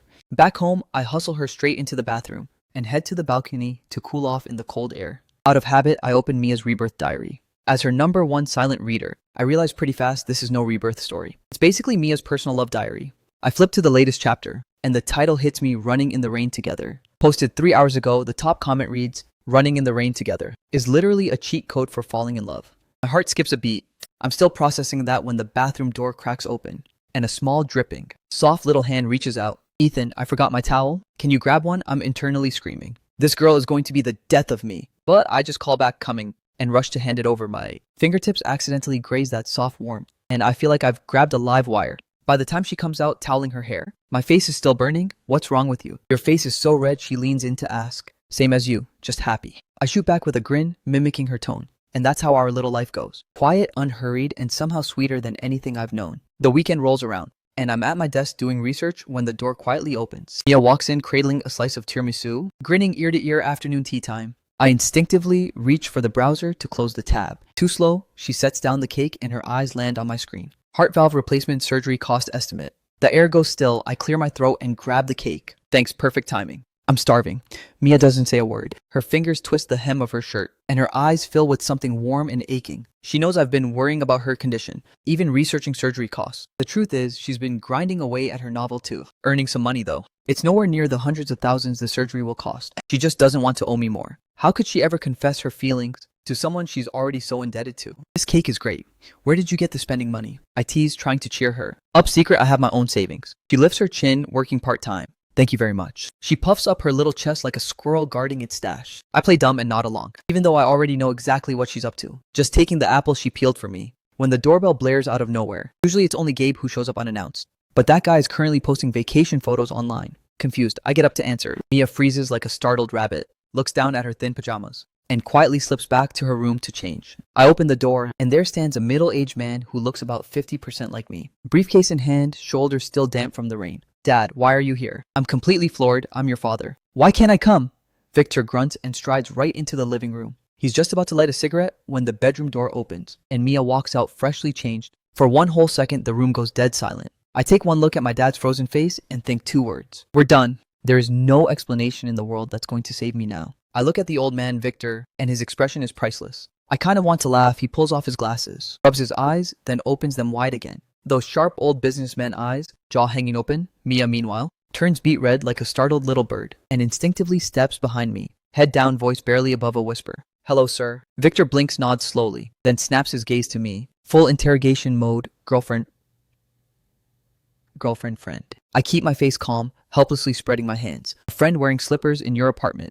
Victor gives me a look, his eyes sweeping the balcony like a radar. Women's clothes hanging out to dry, then settling back on Mia. I can read every layer of that complicated look. The kid that Vanessa before was no good. Now he's broke, but his taste is upgraded. Trading up, huh? I watch him try to act authoritative while clearly dying to interfere. And I think this man really has no business sticking his nose in. A friend stays over and I need to file a report. I fire back, my name is on the lease. I decide who stays here. Do I need to submit a formal application? Victor looks like he might combust from how infuriating I am. He's about to slam the table when Mia quietly slips into the kitchen and calls back, face flushed. Please have a seat, sir. I'll get you some water. Watching her little figure bustle around, I feel something warm settle in my chest. Victor quietly gives me a thumbs up, leaning close and lowering his voice. Not bad, kid. Don't get ideas, she's like a little sister. I don't bother explaining further. She's the one I borrowed money to help. Victor pushes back annoyed. I nod, voice dropping. Congenital heart disease? I'm not making this up. The moment I say it, Victor goes still. The suspicion in his eyes fades, replaced by something complicated. A moment later, Mia comes out carrying a warm cup of water. Nervously biting her lip, Victor drops his act. This time he takes a sip and asks casually, what's your name? Can you cook? I'm Mia, yes. Just a little, she says. Sweet as a kid confessing to a teacher. I raise an eyebrow to myself. Just a little, she cooks like a professional chef. Worried Victor will start bossing her around. I cut in fast, her heart isn't great. Don't have her cooking, let's go out. My treat, it's fine. Mia pipes up, eyes bright and eager. Let me cook for you. I just bought groceries. Hope you don't mind, sir. I watch her tie on her apron and disappear into the kitchen. And I'm about to follow when Victor grabs my arm and pulls me down. Sit, talk to your old man. The sound of chopping drifts in from the kitchen, while the living room goes icy quiet. I'm not taking over the family business. I say. Victor's face goes red. One day you're going to be the death of me, and then you'll be sorry, Dad. Times have changed. I say, resigned. I know that industry of his is already dying, running on fumes from the glory days. Cutting losses now is the smart move. But this old man is stubborn as a mule, dead set on passing the business to his son. We've been at a standstill for over half a year with no contact, and out of nowhere he shows up today. Before he even finishes his big speech, I quietly excuse myself and slip into the kitchen. Mia is chopping away efficiently. I grab a potato and start peeling and slicing it. Like I've done it 100 times. Why aren't you keeping your dad company? Mia gives me a concerned glance. 3 sentences in and we're already fighting. Better I help you cook? I smile and watch her focused profile. And I think this side-by-side in the kitchen beats inheriting any business. Before long, Victor creeps up to the kitchen doorway and peeks in. I turn around and catch him looking pleased. He pulls me aside and whispers, this girl is solid, the kind you build a life with. If you can get her to marry into this family, I'll let you do whatever you want with the business. I'll write my will right now and leave everything to you too. I just stare at him, this stubborn old man, willing to show every card he has just to get me back in line. I glare at him, keep your voice down. Don't freak her out. Dinner becomes a one-man show starring Victor. He raves about every dish, insists the pork rib soup reminds him of something he used to make, and drinks it with a glowing, satisfied face. I can't resist. Oh man, I made that soup. His smile collapses instantly. He shoves the bowl away in disgust. Get out of here, fine. More for me, it's a loud, chaotic dinner, but it's warm in all the right ways. The moment I set down my chopsticks, I'm promptly assigned to do the dishes through the kitchen window. I watch Victor's usually cold face go soft and warm. As he leans close to Mia whispering something, I think, did this old man secretly take acting classes in the living room? Victor drops his armor completely like a friendly neighbor. Mia, that boy Ethan. He's got a rough temper and he's stubborn as a rock, but he's loyal to the bone. And he's got feelings for you. So what do you think of him? Mia nervously picks at the edge of the table, head bowed low, voice barely a whisper. Ethan is wonderful, but sir, I don't think I'm good enough for him. As she says it, her eyes go red. All the insecurity and hurt she's been holding are finally breaking through nonsense. Victor's eyes go sharp, then soften. Love isn't about being worthy. If 2 people feel the same way, that's all that matters. That stubborn kid running into you is the luckiest thing that's ever happened to him. Mia lifts her head, eyes brimming with tears, and asks in a trembling voice,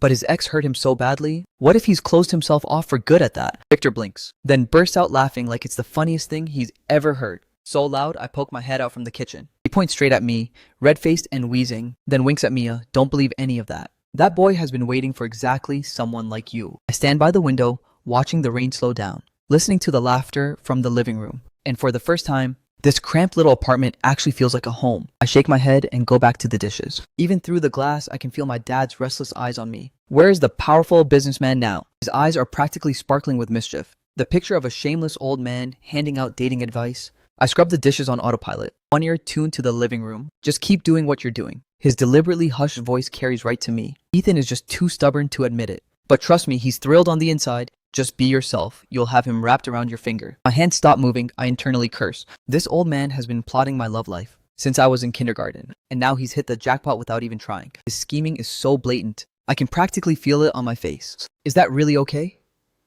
Mia's voice is full of uncertainty, a flicker of hope, and even more fear. I can picture her perfectly right now, fingers twisted together, like a kid who thinks she's done something wrong, small and sincere all at once. I can even imagine what's going through her head. A sick girl like me, a small town nobody who had to look up how to make small talk. Did someone like me really deserve him? At that thought, something sharp twists in my chest. There's only me in this kitchen. If something else is in here with me, it must be a ghost.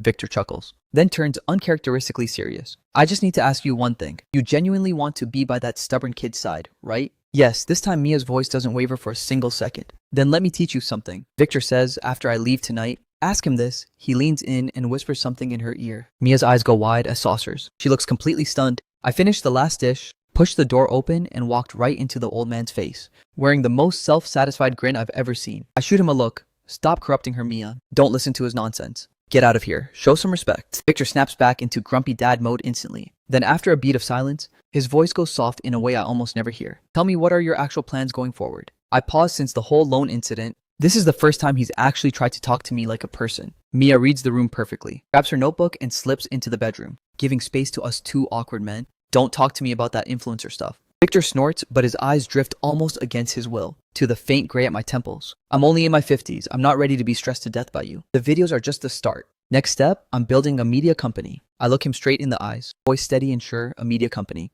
You think that compares to my construction empire? You mean the one whose revenue has been cut in half and is basically on life support? I say it clean and direct. Victor starts to flare up. Then the air goes out of him. He stares at me for a long moment, like he's seeing his grown son clearly for the very first time. After a long silence, he finally squeezes out. So what exactly is this media thing? Walk me through it. That gets me. I actually feel something. Step forward and give him a proud pat on the shoulder. Dad, you've finally grown up. You little, I'm nowhere near retirement age. Behind the cracked bedroom door, Mia watches us bicker and banter, eyes going quietly pink in this strange city. From this seemingly cold and stubborn old man, she feels something she's always longed for, that clumsy, fierce kind of fatherly love. The conversation ends in a strange kind of peace. After seeing Victor out, the apartment goes quiet again. Nothing but the soft patter of rain outside. I'm about to head back when I stop. Mia is standing in the middle of the living room, head down, hands behind her back, looking like she's working up to the speech of her life. What's going on? I walk toward her, my voice going soft on its own. Mia's head snaps up. Her cheeks are so red they look like they might actually bleed. Breathless, she fires the secret weapon Victor taught her. Ethan, what kind of girl do you like? I blank completely. 10 full seconds of silence. My brain is spinning. Did this girl just become an assassin? Since when did she get this dangerous? So why are you asking? I grab my cup and take a long, strategic sip of water, eyes drifting toward the rain outside. I just want to know, she says, stubborn as a broken record, tugging at her hem, stealing a glance at me, then looking away like she's been caught. I set down my cup and sigh. Cute, kind, gentle, pretty. That's about it.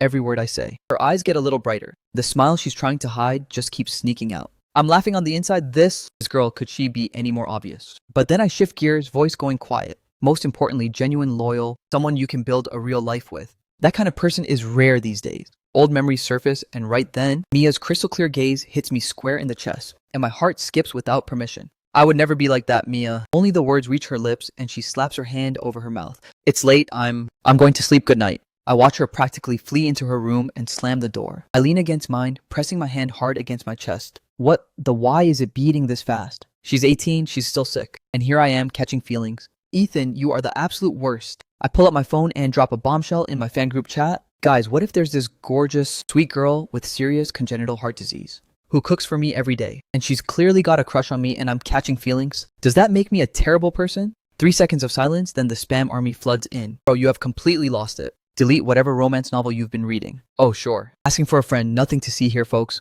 Streamer has officially lost his mind over a girl. I lock my screen. I listen to the faint sounds from the next room and laugh at myself. This rainy night feels endless. Watching the spam army flood the chat with the same tired jokes, I sigh, absolutely useless. I get up and walk to the balcony. The sharp cold snaps me awake. My hand moves to my pocket on instinct. fingers closing around a pack of cigarettes. I hesitate, then yank it out and toss it clean into the trash. That's it, I'm done, I mutter under my breath. Truth is, I haven't touched a cigarette since Mia moved in. Not because of the doctor's orders about secondhand smoke, but because somewhere deep down, I feel like someone that pure shouldn't have to breathe in any of my mess. I stand there scowling, the restlessness of withdrawal radiating off me. Ethan, what's wrong? A small head peeks through the bedroom door. Mia looks at me like a startled deer, confused and worried all at once. The storm on my face clears instantly. I manage a smile so soft it almost embarrasses me. Nothing, go to sleep, okay? I am very well behaved, she mutters softly. Then, like she's just remembered something, she lifts her chin with a little burst of courage. Then you have to go to sleep too. I pause, then laugh. Deal, good night.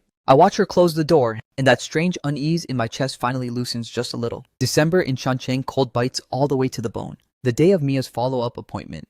The sky is clear, but the air is brutal and dry. I grip the steering wheel, eyes drifting to the passenger seat. Mia's fingers are twisted tight. Head bowed low, I put away every trace of humor and focus on the road. My knuckles go white on the wheel, pressing deep into the leather. It's just a routine checkup, nothing to be scared of, but the dread sitting in my gut right now is worse than the time I sneaked into Victor's Moutai stash as a kid. Then something cool settles on the back of my hand, a small hand resting gently. Ethan, are you nervous? Her touch is ice cold and it makes my heart skip hard. I blink, then scoff, please. I'm just worried that someone is going to panic the moment she sees the doctor, and I'll have to spend the whole time calming her down. So annoying I won't, and nobody asked you to. Mia presses her lips together, but the smile at the corner of her mouth refuses to hide. Walking into the hospital, the smell of disinfectant hits me like a wall. It never bothered me before, but today it's sharp and suffocating. And I'm frowning before I even realize it. Still saying you're not nervous. Mia mutters head down, wearing that little smug look that says she's had my number for a while. I'm about to fire back, but she grabs my arm, face pink, and marches us forward. We walk straight into a fork in the hallway. If you don't want me to be nervous, maybe watch where you're going. I keep my face blank and point at the sign, Mia. That's the men's restroom. She leaps back like a cat that just got its tail stepped on. And somehow, most of the weight on my chest lifts with it. When the results come in, the doctor sends Mia to wait and turns to me. Family member, please follow me to my office. The word family member lands in my ears like a heavy contract. Something lurches in my chest, but I keep my face steady. I ruffle Mia's hair. Stay right here. Don't wander off. I'll be right back. Inside the office, the doctor's expression is grave. He pushes up his glasses and sighs. Conservative treatment is no longer a long-term option. The strain on her heart is constant. Waiting any longer is too dangerous. Fortunately, she's been well taken care of recently. I recommend scheduling the corrective surgery. Within the next 6 months, my throat goes dry. My clenched fists are damp with cold sweat. After the surgery, can she live a normal life? If it's successful, absolutely. But this is a high-level procedure. The lead surgeon's schedule is difficult to get. You'll need to start making arrangements now. I hear what he isn't saying. That's how the adult world works. Understood? And the success rate? My voice comes out rougher than I expect. Very favorable, the doctor says with a calm smile. Go be with her nurses, mentioned that every other word out of her mouth during the exam was about you. My face goes warm despite everything. I take a deep breath, step out of the office, and the moment the door opens, I put on an easy smile. This weight is mine to carry. No reason to let her worry too. But the second I'm out the door, Gabe calls. I hold up my phone to Mia, where she's sitting on the bench. 3 minutes phone call. She nods. She sits there alone in the cold, legs swaying gently. But when I hang up 3 minutes later and turn back, she's gone. The bench is empty. Nothing but cold wind in that instant. My heart stops. A fear I've never felt before floods through me. Cold sweat soaking through my shirt. In seconds, where is she? My heart is slamming against my ribs as I rush back inside, eyes cutting frantically through the crowd. And then I catch a glimpse of Mia's slight frame slipping out of the doctor's office. The moment I see her familiar face, every muscle in my body uncoils. But my back is already soaked through 26 years of living. And this is the first time a girl has ever scared me like this. But the moment Mia spots me, she drops her head like a kid caught doing something wrong. My brow knits tight, my stomach drops. Did she overhear something? Or did she ask the doctor something she wasn't supposed to? I close the distance in a few quick strides, forcing myself to stay calm. Keeping my voice steady. What are you doing, wandering over here? She looks up, expression perfectly normal. There's even a small smile on her lips. Nothing, just ask the doctor about some follow-up care. Let's go home. Those eyes are clear as water. Her voice is completely natural. I can't find a single crack in her story. The knot in my chest slowly loosens. All right, let's go home. Out of habit, I reach for her bag and she instinctively pulls back. I freeze. She seems to catch herself, too, and quickly holds it out. It's a little heavy, sorry. I take it without a word. The bag is in my hand, but that uneasy feeling in my gut grows wild like weeds. I walk ahead, not seeing what's happening behind me. Mia gripping tightly onto a folded slip of paper in her pocket. The surgery cost estimate $70,000. She bites her pale lip, staring at my back. This time she wants to handle it herself. She can't keep owing me more right then. My voice cuts through the air beside her. That little head of yours isn't busy calculating how to pay me back. Is it? Mia startles so hard her whole body jolts. Her face goes instantly red. No, of course not. looking at her completely flustered face. I'm somewhere between amused and exasperated. You spend your days thinking about how to repay a rich guy. Isn't that kind of adorably dumb? And then her lip trembles. Her eyes go red in an instant, voice dropping to a whisper. I am dumb, okay? I backpedal at full speed. No, my Mia is the smartest person alive. Even if the sky fell, you'd still be the smartest. I'm the dumb one that gets her. She laughs through her tears, sniffles, and goes, yeah, you're dumb, I'm smart. I look at that triumphant little smirk, and I'm pretty sure I just got played. No way, absolutely no way. I clear my throat and drop the act. Mia, listen. Right now, getting better is all that matters. Stop torturing yourself with thoughts about being a burden. I keep my voice breezy. I sold off all the Maotai I swiped from Victor's stash over the years. More than enough to cover your surgery. I've got plenty of ways to make money. That amount is nothing to me. Before I can finish something, soft slam straight into my chest. She just throws herself into my arms. No warning at all. The doctor happens to step out of the office at exactly this moment and catches the whole scene. A slow knowing smile spreading across his face. Why are you so good to me? Mia's face is buried in my chest, voice thick, desperate to hide her tears. That question sits too heavy. My mind is a mess, forget it. I wrap my arms around her. We stand there in the hospital hallway, holding on like the rest of the world doesn't exist. Then she mumbles into my chest, Ethan, I've given you nothing and you're still this good to me. You're even dumber than I am. Serves you right that I'm stuck to you. I smile that soft, indulgent kind fine by me. Stick around as long as you want. And right when the moment is perfect, a voice booms from down the hall. Hey, you two done hugging yet? You're blocking the nurses. I grab Mia's hand and we bolt. Move. We don't stop until we're well clear. Then we both seem to realize at the same time. Our hands fly apart like we've touched a live wire. How is holding hands more electrifying than that hug? Something is seriously off with this timeline. No, there's nothing romantic about this. I refuse to take advantage of someone in this situation. New Year's Eve sneaks up fast. Victor finally unfreezes my funds. Money and company registered. Studio rented, everything is falling into place. I'm at my desk, going hard on a video edit when the doorbell goes off like an alarm. Mia is tucked in the back room. She doesn't hear it, so I get up. I pull the door open, and Gabe's annoyingly handsome face is right there. Mr. Gabe here to shoot a sponsored video. Since I've been hitting him up for investment money lately, what, not happy to see me? Your studio renovation has been driving me crazy. Gabe strolls in like he owns the place and collapses into a chair. Look at you living the good life. This is what a happy family man looks like. Family man, please. I don't even look up, fingers flying across the keyboard. It's not even a holiday, what brings the great Gabe to my humble place? And then he shrugs and drops it. I quit, walked out. The keyboard goes silent. I look up. You just quit cold turkey. What's your plan?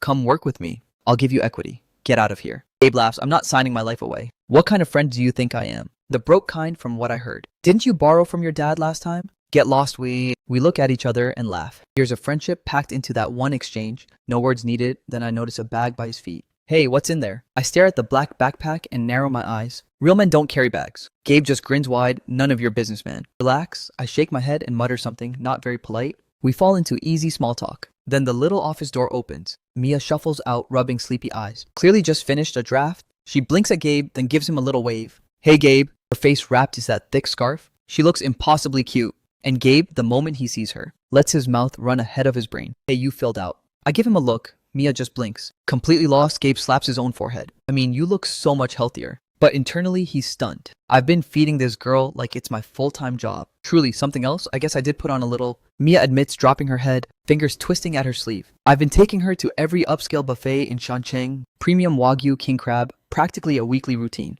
My wallet is suffering, but watching Mia eat well, that's what matters. She's gained nearly 20 pounds in no time. And right then, Gabe squints with that troublemaking look of his. Looks like someone's been well fed by Ethan, huh? Mia's face explodes red and she nods enthusiastically. Ethan really did feed me well last night. She's thinking about last night, me hand feeding her salmon. Her heart skipping a beat, but the way those words land in Gabe's ears, completely different picture. He fed you last night? His eyes nearly pop out of his head. Jaw wide open, these two are out here dropping couple goals. Content in public, why did he even come today? Gabe starts to leave, then spins back with a sly grin. Ethan, I got you a one-of-a-kind New Year's gift. Every alarm in my head goes off. I step in front of Mia. I know this man. That face means trouble. I'm warning you, Mia's heart isn't great. Don't pull anything. A girl comes along and suddenly you forget your friends. Gabe immediately goes full drama mode, reaching for eye drops like he's about to cry. Mia laughs, but something warm blooms in her chest. Ethan is this protective, this tense just for her. How is he this good? She's tearing up again just thinking about it. Gabe panics a second he sees her eyes go red. Hey, don't cry. I'm being serious. Just open it.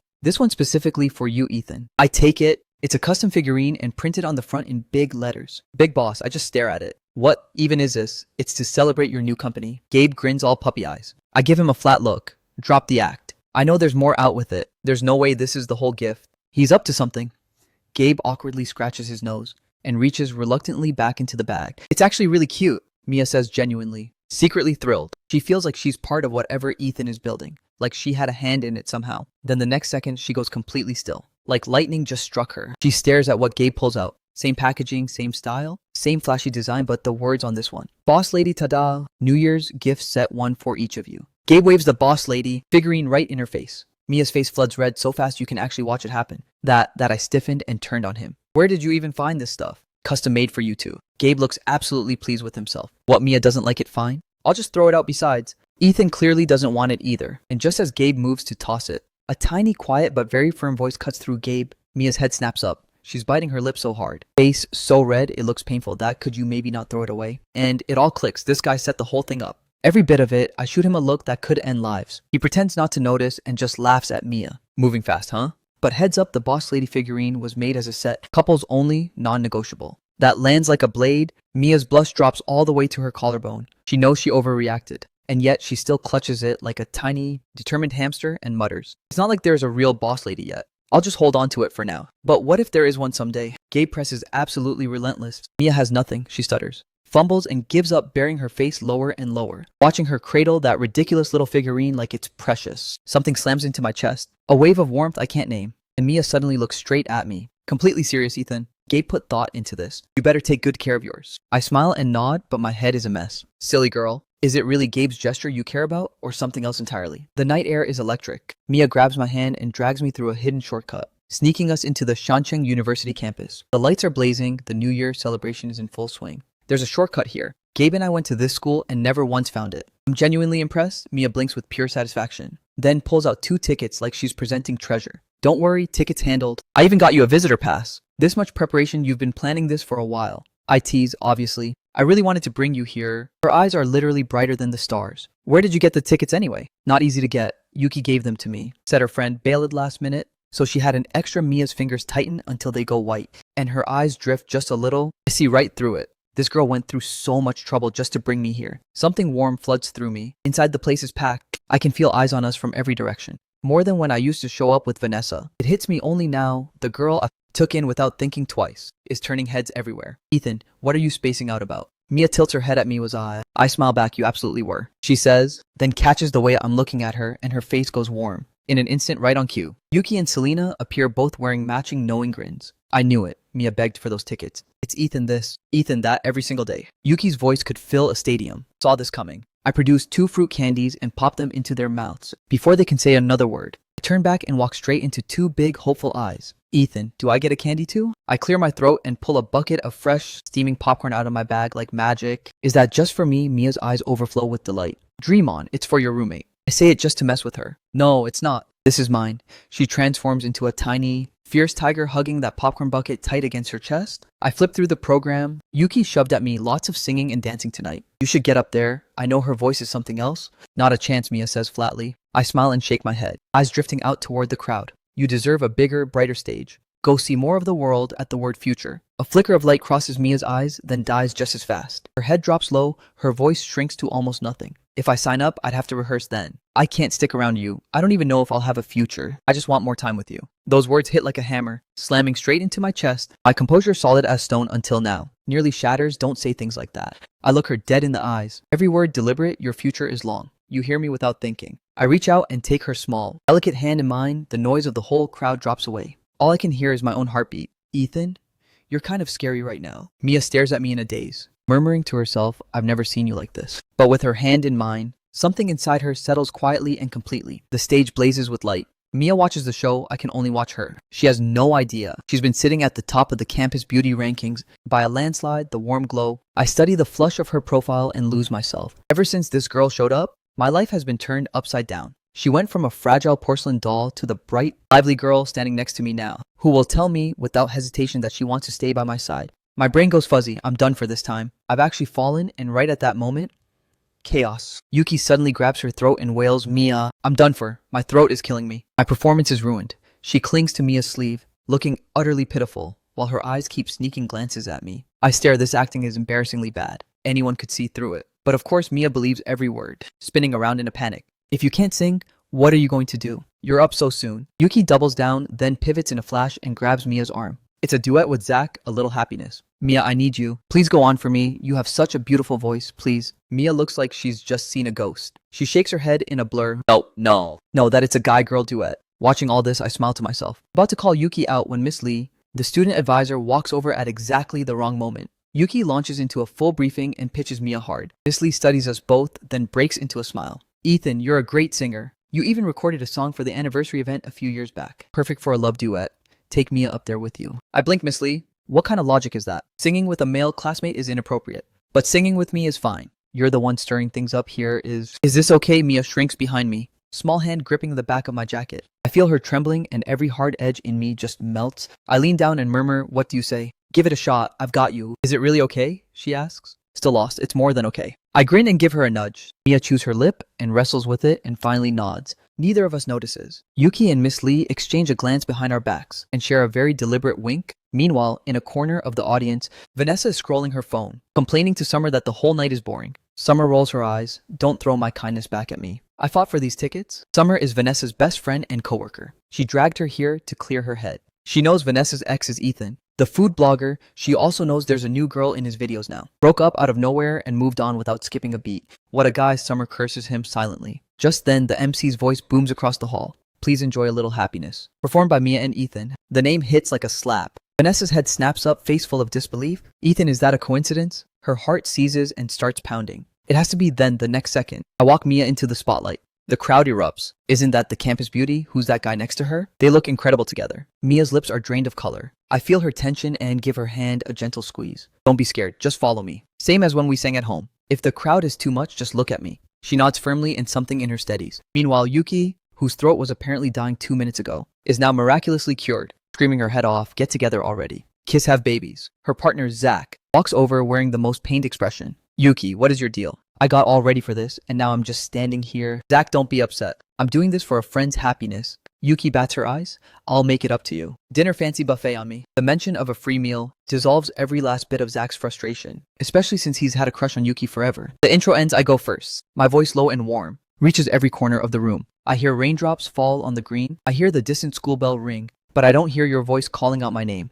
The whole venue holds its breath. Then Mia's voice comes in, bright and sweet, and the two of us blend together in a way that feels almost impossible. Like we were made for this. Yuki had drilled this song into her so many times, and even performing it for the first time, her natural talent just shines through. Why did it take so long to see? Meeting you is the best thing in my life. We sing face to face, eyes locked, perfectly in sync, looking at me. Every trace of her nerves dissolves. In this moment, I'm all she sees. The audience is completely gone, lost in the warmth of it all. But no one notices Vanessa in the corner. Face drained, white flakes of mascara fall. Her fingers shake. She stares at the stage, at me, familiar and foreign all at once, and at that radiant girl beside me. Vanessa, you okay? Summer stares at her, genuinely frightened. Vanessa says nothing. Her nails dig into her palms. Why her eyes sting red. Her mind spinning. She was the one who left him for her future, for something better. So why does it hurt this much? The song swells to its peak. Mia's eyes look like they're holding stars. Her gaze is rooted on me, but the moment our eyes meet, she ducks her head with a shy smile, then steals another glance. A second later, the song ends. One beat of silence, then the crowd explodes. Oh my, I'm complete. Yuki's shriek cuts through everything. It's only when I take Mia's hand to take a bow that she snaps back to reality. Her face goes completely red. Her hand has been held so many times tonight. Her heart is bubbling. Her fingers tighten instinctively around mine. It's so warm and she truly doesn't want to let go. Backstage, Mia's face is bright red, and she immediately goes on the attack. This is all your fault for pushing me up there. This little coward thinks blaming me first will hide how pleased she actually is. I look at her and barely hold back a grin. I call it out without mercy. Someone wanted to go up there. I won't say who, but it definitely wasn't me. Caught. Mia's face goes even redder. She fumbles, then gives in. Fine, I wanted to go happy. She sees my smug face and pouts right back at me. Ethan, didn't you want to sing with me? I did more than anything. I look at her when I say it, and in that moment, everything beautiful in the world feels like less than what's standing right in front of me. The night wraps up. We walk side by side down the street, our shadows stretching long. Ethan, I have something for you. Under the moonlight, her voice is soft as cotton candy. What is it? I blink. My first thought is food because she feeds me so often. And I actually am a little hungrier, yeah?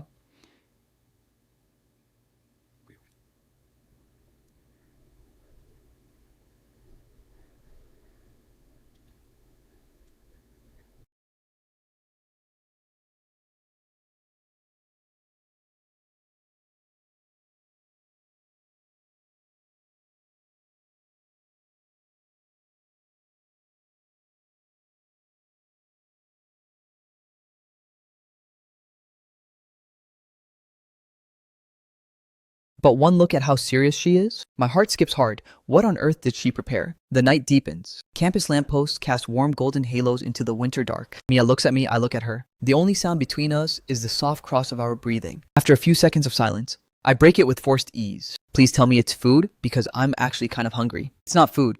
Mia stamps her foot with a little huff. Her cheeks glow soft pink in the moonlight. She digs around in her little bag for a long moment and pulls out a small handmade thing. A good luck charm, I go. Still, light blue fabric with 2 crooked characters stitched on the front. The uneven seams make it obvious this was made by someone learning as they went. The red cord knot is barely holding together. A true beginner's masterpiece. Ethan, this is for you. She holds it out with both hands carefully, eyes darting away. It's your New Year's gift. Do you like it? You can hang it in your car or keep it with you. I reach out and take it. My fingertips brush the cool of her palm. She yanks her hand back like she's touched something hot. Ears flushing red at a speed you can actually watch. I love it. Anything from you. I love it. The words come out as easy as breathing. You made this yourself. I turn it over and something soft deep inside me gets quietly hit. This is the first time a girl has ever made something by hand. Just for me, Mia nods. Voice barely above a whisper. It took a long time. My fingers got pricked by the needle. So many times it's getting late. Mia is fading fast when she gets drowsy. Her brain slows, and when her brain slows, things slip out the second she realizes what she just said. She tries to hide her hand behind her back, but I catch her wrist.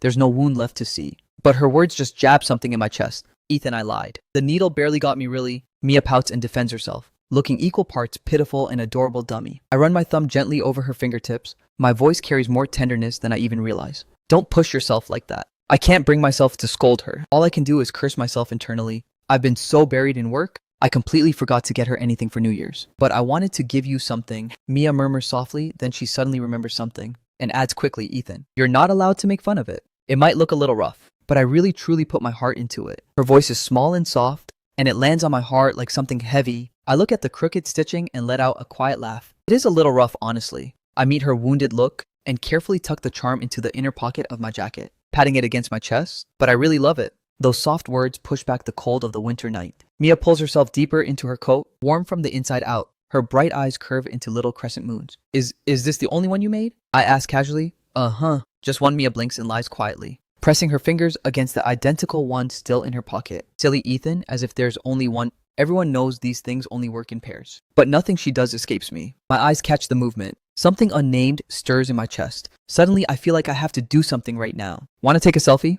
I hold up my phone with a grin. Commemorate someone's first handmade gift to me. A selfie with you. Mia blinks wide. Taking a photo with a guy? She's never done that in her entire life. Her heart jumps, then she panics. She's not wearing any makeup. All her roommates always have a full face on. Mia never really learned and barely owns any. You're beautiful just standing there. I say it simply and mean it. Mia goes pink from the compliment. How do we do this? It gives way to curiosity. She leans in at my direction, her shoulder just barely touching my arm. Still a little nervous, but mostly unable to contain how happy she is. I haven't even said smile yet. Why are you already grinning? I'm still getting the angle. Don't waste a good expression. Oh, should I be serious? Then Mia blinks and tries, can't you tell I'm smiling? Because I'm happy. Even the great Ethan has his slow moments. Mia acts like she's made a world-shaking discovery and smiles even brighter. Why do you keep grinning like that? I tease I'll smile if I want. Not your business. Mia pouts with full confidence. The picture of adorable and completely brainless. I drape my arm lightly around her shoulders. Charm in hand, the flash cuts through the dark, freezing her peaceful smile in the corner of my smirk in time. I deliberately pick the shot where she's mid-blink and hold it up to tease her. Can you please delete that? Mia goes immediately pitiful, reaching for the phone, but I sidestep her easily. It's adorable right in front of her stunned eyes. I set it as my wallpaper.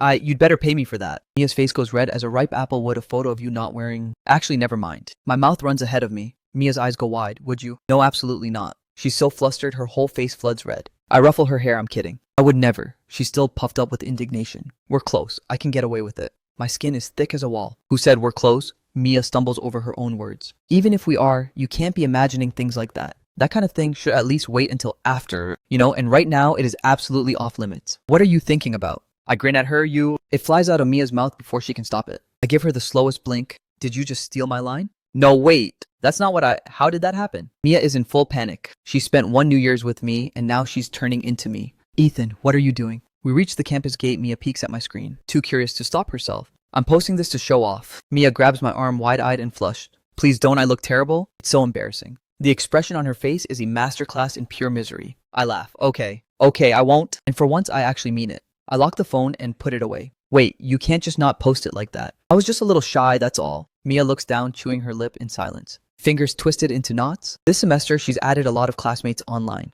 All she sees every day are couples showing off. And honestly, Mia is a little jealous. What's going on? I look down at her with that half-amused face. What is this expression now, Mia? I'm barely holding back a laugh. Why are you laughing? Mia huffs. Ethan, why did you just drop it like that? Because my Mia said not to. I'm very obedient. Then you're wait. Who said I'm yours, I'm not. That's not. Mia's tongue ties itself in a knot. The blush spreads all the way to her ears. You big troublemaker, always setting traps. Mia thinks it with everything she has. But she can't stop smiling. So are we posting it or not? Honestly, not posting is fine too. Can't you just decide? Mia gives up and just looks at me. Face red, then let's post it. I want you to, but can you edit the photo first? Mia's eyes light up. The thought of appearing in my post makes her quietly, uncontrollably happy, no problem. As a content creator, my editing is top tier. My fingers fly across the screen. Edit post. Caption, a good luck charm handmade by a certain Mia. Too cute. The comments explode instantly. My most devoted fan leads the charge, and a wall of question marks follows. Then Gabe calls Ethan, you absolute traitor. His voice rings out in the night full of wounded betrayal. You proudly accepted that hideous charm. Since when do you even believe in this stuff? She's different, I say. Calm but certain, Gabe clicks his tongue.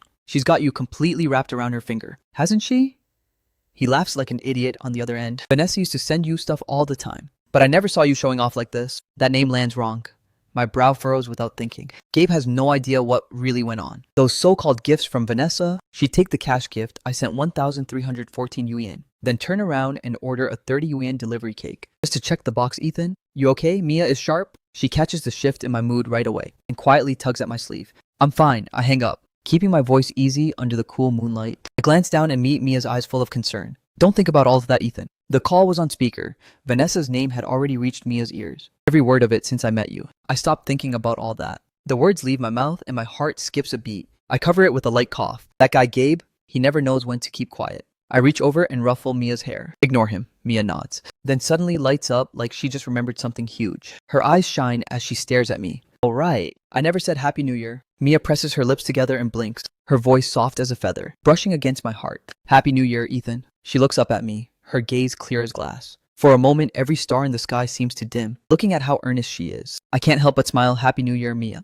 I keep my eyes on her. Why do you keep calling me that? She beams back because I want to. Mia drops her head, her toe nudging a pebble on the ground without thinking. A few seconds of silence pass. Then she looks up, eyes gleaming. Ethan, can I hug you just once? Consider it your gift to me. You didn't get me anything. Did you? But I got you something. So now you owe me. Can we just call it even with a hug? Mia fires all of that off like a machine gun. Faster than I've ever heard her speak. Like she bypassed her brain entirely. I go still for a second, and something quiet and tender moves through me. That whole speech, my silly Mia must have rehearsed it 100 times. Come here. My voice comes out low and warm. Time seems to hold still for that 1 second. Completely still. Mia crashes into my arms like a startled little rabbit. Both arms wrapping tight around my waist. Her hair grazes my chin, and the clean scent of her shampoo drifts up around me. I hold her gently in return. That quiet, clean warmth in my arms settles something deep in my chest. This isn't a gift for her at all. It's a gift the universe is giving me. The moment feels so perfect. I want it to last forever. Neither of us notices that just steps behind us. Hidden in the shadows, two people are standing very still. Vanessa, do you regret it?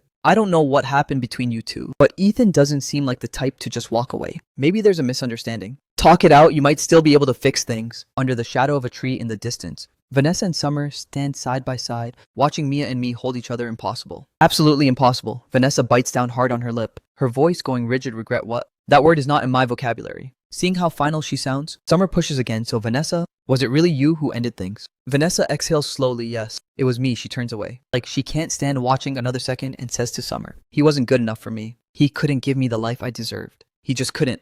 There's a faint catch in her voice, like she's the one who made some great, painful sacrifice. But are you actually happy now? You keep talking about this happiness you deserve. So where is it? Those two questions stop Vanessa cold. She stares at Mia and me holding each other, and something sharp twists in her chest. Why? She can't make sense of it. The breakup was so long ago and she felt nothing back then. But now there's this pressure against her chest, like something is stuck and won't move. Time flies. Final exam week arrives. Before we know it, my studio becomes Mia's personal study spot. In the small back room, she sits glaring at her math textbook like it personally wronged her. After a long stretch of studying, Mia tiptoes over to my side and pokes my shoulder with one finger. I turn and come face to face. With the most pitiful pout and puppy eyes imaginable, busy I grin. Yep, then I'll get out of your way. Mia tilts her head, turns around and heads back to battle her math problems. Then my voice comes from behind her. But whatever you need matters more than what I'm doing. That stops her cold for 3 full seconds. She spins back around and stares at me, lashes faintly trembling. Were you just flirting with me? I shake my head, expression flat. We're just close, so your mind went there. That's all. Mia thinks it over. Something feels off, but somehow it also sounds reasonable. Okay, I believe you. She decides to go with it because honestly,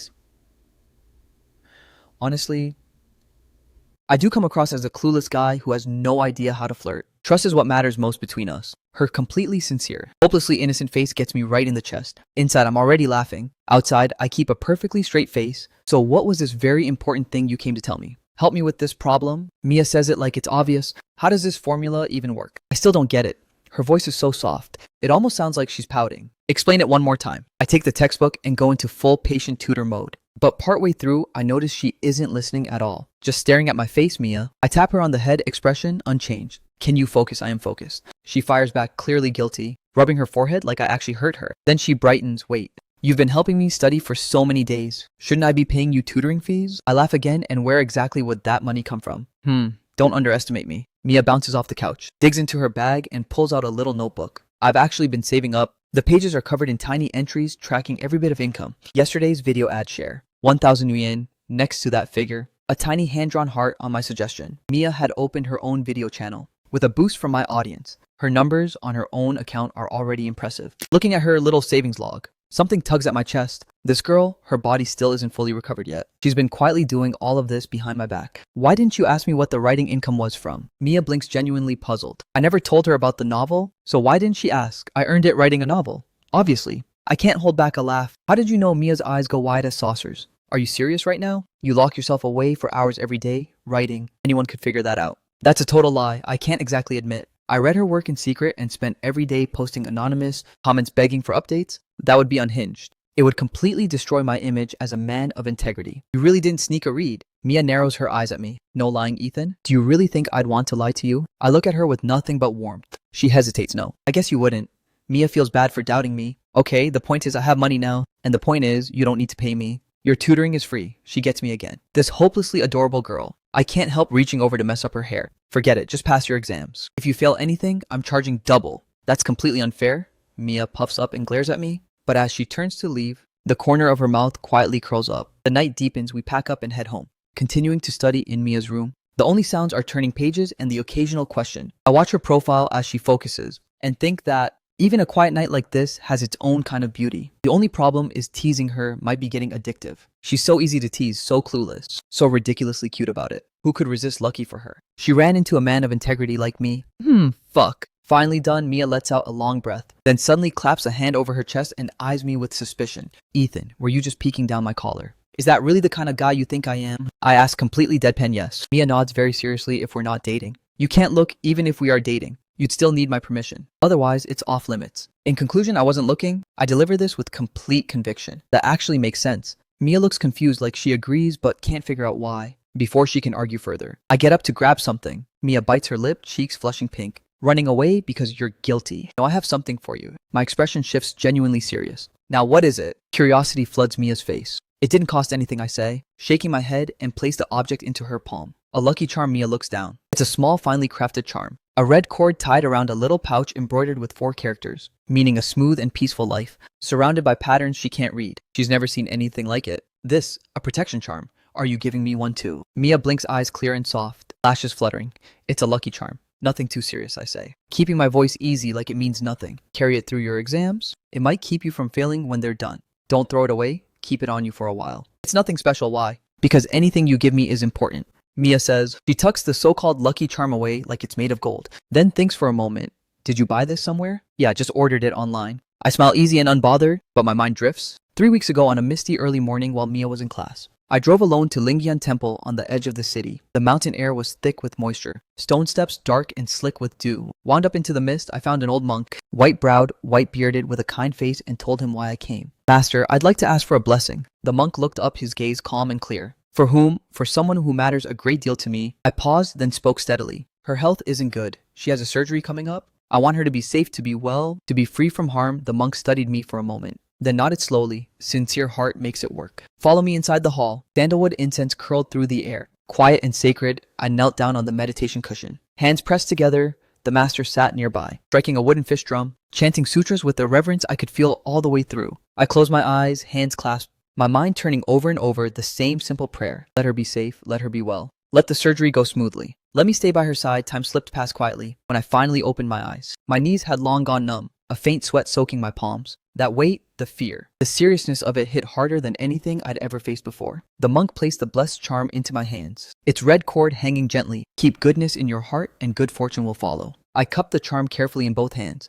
bowed deeply and thanked him. Mia's voice pulls me back then. I'm definitely going to ace my finals. She holds the charm still warm from my hands, her fingertips absorbing that warmth. She carefully loops the red cord around her slender wrist, then looks up at me with a bright smile. Absolutely, I ruffle her hair. By the way, after your exams, I'm taking you somewhere where Mia leans in, eyes sparkling. It's a surprise, I say, shaking my head. Mia still has her grandmother back in her hometown. I've never forgotten that. Last month, while helping Mia with homework, I happened to catch what she had written, absent-mindedly in the margin of her notepad. Grandma, I miss you. How are you? Those few lines have stayed with me ever since. I can't let them go. Mia and I had talked about it before. Her grandmother had done everything she could to get Mia out of there. She had cried as she told Mia, if you can make it out alive, never come back to this town. Never but missing someone. Doesn't follow rules. Her mother died young. Her grandmother is the only family she has left. Mia must miss her terribly. So I'm going to take her home to see her. But before I can take Mia back, I have to clear the way first. I had already dug into her background. Every detail what made Mia so fragile wasn't just the illness. It was also her biological father. The drinking, the gambling, the violence he inflicted on her mother, the beatings he gave Mia herself before her grandmother managed to take her away. In the years of verbal abuse and psychological torment she endured, even while hiding at her grandmother's house, more than half of the fear Mia carries about her hometown comes from that man. A lot of it is too old to prove now. But I've always believed that people who do evil must face the law. If justice was slow to arrive, then I'm going to make sure it finally gets there in full. Time moves fast. Finals are over. Mia walks out of the exam hall into the warm winter sun and lets out a long, relieved breath. She jogs toward me at the school gate, the red cord on her wrist swaying with each step. You remembered exactly what I said. Carry the lucky charm and you won't fail. What you never quite understood is why. A lucky charm would be embroidered with a smooth and peaceful life. Isn't that what you'd write on a protection charm? How'd it go? The girl with the high ponytail walks up to me and I take her bag. Pretty okay, I think. At least I didn't fail. Mia blinks, secretly feeling great about it. After studying with me for so long, everything on the test looked familiar. She thinks she did really well, but she's not telling me that. She'll let the results speak for themselves. Let's go home and pack. You're still not going to tell me where we're going. Mia blinks curiously. You'll find out when we get there. I give her shoulder a light pat, something quietly settling in my chest. Mia's body has fully recovered from that malnourished state she was in before. She looks like a healthy, well-built young woman now. I took good care of her. I feel a rare flicker of pride. While she was busy with exams, I spent that time cleaning up every last mess, waiting for her back home. Everything is handled now. It's time to take her back. We go home, she packs a bag, and I drive us out of the city in the new Mercedes I just got. We merge onto the highway. Now that my bank account is unfrozen and things are back on track. The old beat-up second-hand Volkswagen has been retired for now. Pulling up in something solid solves a lot of problems and it's safer. 2 outside the window. The city skyline slowly gives way to fields. In rolling hills, Mia starts out excited, guessing where we're headed. But then familiar road signs begin appearing again and again. And her smile fades. Her face goes pale. Her fingers tighten around the seatbelt without thinking Ethan. She says, looking at me, a faint tremor in her voice. Where are we going? Even as she asks, she already knows the answer. She may be a little naive, but she isn't stupid. This is the road back home. Every kilometer they cover, the signs show Young County getting closer. The realization makes her body tremble. A fear she can't hold back. Her grandmother's parting words rise in her mind. I'm sorry, my child. This is all Grandma can do. Once you leave, you'll have to face everything on your own. If anyone ever tries to bring you back, anyone at all, don't trust them. Leave this place for good. Find somewhere no one knows you and live that day. Mia sobbed until she could barely breathe and locked every one of her grandmother's words into her heart. Don't trust anyone. Don't trust anyone who tries to bring you back. When you miss Grandma, just look at the sky. So Mia never once brought up going home. She had held fast to her grandmother's words, determined to stay far from the place that used to feel like home, but that didn't mean she could stop the longing. Grandma said not to trust anyone who tries to bring me back. Mia murmurs, eyes on me. But I know I can trust you. My gaze lifts to the wide sky ahead, bright with sunlight, touched by a soft wind. I take the exit off the highway and pull over to the side of the road. Don't be afraid, I know Ethan. I trust you, I'm not afraid. The highway exit sign for Young County stands right in front of us. I bring the car to a steady stop, even though Mia spent the entire drive preparing herself mentally. The moment that exit sign actually appears before her eyes, a chill runs down her spine that she can't stop. This place and the home she's built with me. They feel like opposite ends of the universe. I can feel her distress before she even says a word. I knew this was coming. I reach over and wrap my hand gently around her cold fingers. I'm here, my hand is warm. My voice is steady. The world can be cold and brutal, but this girl faced too much of that too young. I'm not letting her face any more of it alone. Everything I've been doing these past weeks, every call, every contact has had one purpose. To be her shield. The world has given her pain, I'm not letting her experience any more of it. While I'm standing right here, Mia looks down at their joined hands. Her heartbeat slowly steadies. Thank you, Ethan. Mia bites her lip, voice thick, eyes going pink at the edges. Without him, she wouldn't have dared to imagine a future. But what can she do? The debt she owes him isn't shrinking. It just keeps growing. You're hopeless. I look at her and a fond smile breaks through. The car turns onto a familiar dirt road. Mia quietly pinches the edge of my sleeve. The Mercedes comes to a smooth stop in front of her grandmother's courtyard gate. I signal for Mia to get out first, then push open my own door and make a quick call. The gate creaks open. An old woman in the courtyard hanging laundry instinctively looks up when she makes out who it is. The clothes in her hands drop straight into the washtub with a splash. Her lips tremble. Mia. Grandma Mia cries out and throws herself into the old woman's arms, tears streaming down her face like a broken string of pearls. Grandma holds her tight, her rough, calloused hands trembling as they stroke Mia's hair. Her clouded eyes flood instantly with tears. My Mia, not as thin as before, looks just like she did as a little girl. So beautiful, I stand quietly to the side, eyes moving, between my phone screen and the two of them holding each other. I'm not relaxed, I'm watching. When the tears begin to slow, I step forward. Hello, Grandma. I'm Ethan, Mia's friend. Only then does Grandma Wu notice the tall, handsome young man standing there, quickly wipes her eyes and looks him over, then turns a questioning look toward Mia. Grandma, the day I arrived in the city, my heart condition flared up. If Ethan hadn't been there, I probably wouldn't be standing here right now. He's been taking care of me ever since. Mia's eyes go red again as she speaks. Every time she thinks back to how they met and everything they've been through, it still feels almost unreal, like something from another lifetime. That someone this good actually exists in the world, and that she got to meet him. The thought stings her nose with emotion. I smile and ruffle her hair. Don't say such things and stop throwing that word around so casually. The words are barely out before I catch myself. A wry smile follows. I'm not sure exactly when it happened, but I've started caring about things like that. Grandma Wu's expression shifts from uncertain to warm. So you're the one who brought Mia back. Good boy, come inside. But the joy fades fast. Grandma Wu suddenly remembers something and her face drains of color. Mia, didn't Grandma tell you never to come back? How are you? The old woman's voice fills with alarm. And right then, a staggering figure pushes through the gate. Bottle in hand, you old bat hiding money again. Hands him over. Mia's biological father grins with cold contempt. Then stops mid-sentence. He squints toward Mia, then bares his yellow teeth. Well. If it isn't, the runaway couldn't make it out there. So you crawl back. Mia's face goes white. She grabs my sleeve without thinking and freezes. Completely unable to move, I step forward in one sharp motion and put myself between her and him. Eyes locked on that man with a cold that could cut glass. My expression is dark enough to make the air feel heavy. Mia is stunned. This is the first time she has ever seen me look like this. Cold hard. Blank with a rage behind my eyes that has no bottom. Her eyes are full of confusion. Ethan and this man have never met. So why does he look at him like that? Watch your mouth, I say with a cold laugh and drop the act. If I hadn't deliberately leaked information to draw you here,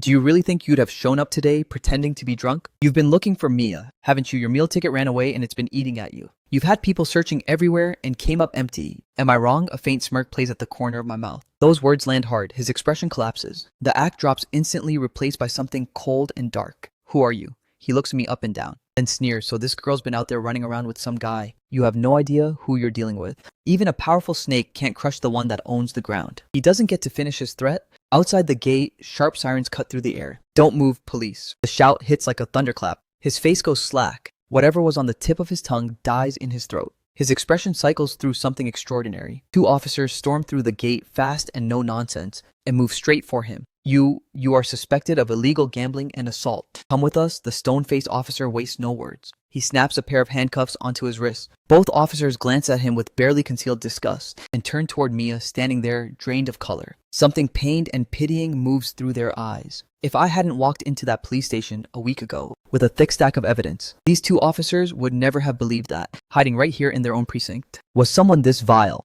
I don't manage much of a smile for the officers either, because I know exactly how this works. Objectively speaking, cases like this, domestic abuse, family violence are always the hardest to bring to justice. But this man had been doing evil for years, decades, and he had never faced a single consequence. Not one that is what I cannot accept. But at least today it's finally over. No more looking over her shoulder. I walk to Mia's side and gently wrap my hand around her cold, trembling. One thank you, Ethan. Mia finally comes back to herself and it hits her all at once. Every bit of this was arranged by him. He was the one who called the police. Mia drops her head low, her nose stinging with emotion. Tears are already gathering at the edges of her eyes. You've got the wrong man. I didn't break any laws, Mom. Mom, say something. On the other side of the courtyard, the handcuffs have sobered him up fast. Thrashes in a panic, eyes desperately locked on Grandma Wu. Begging for help, Grandma Wu turns her face away. Her voice is as cold as gravel. In my entire life, I have never once recognized you as my son-in-law. As the police car disappears with its siren fading, Grandma lets out a long, heavy sigh. She presses a hand to her eyes. Those clouded old eyes are already streaked with tears. After a long moment, she turns and takes my hand firmly in both of hers. Son, thank you. Those words come from somewhere deep.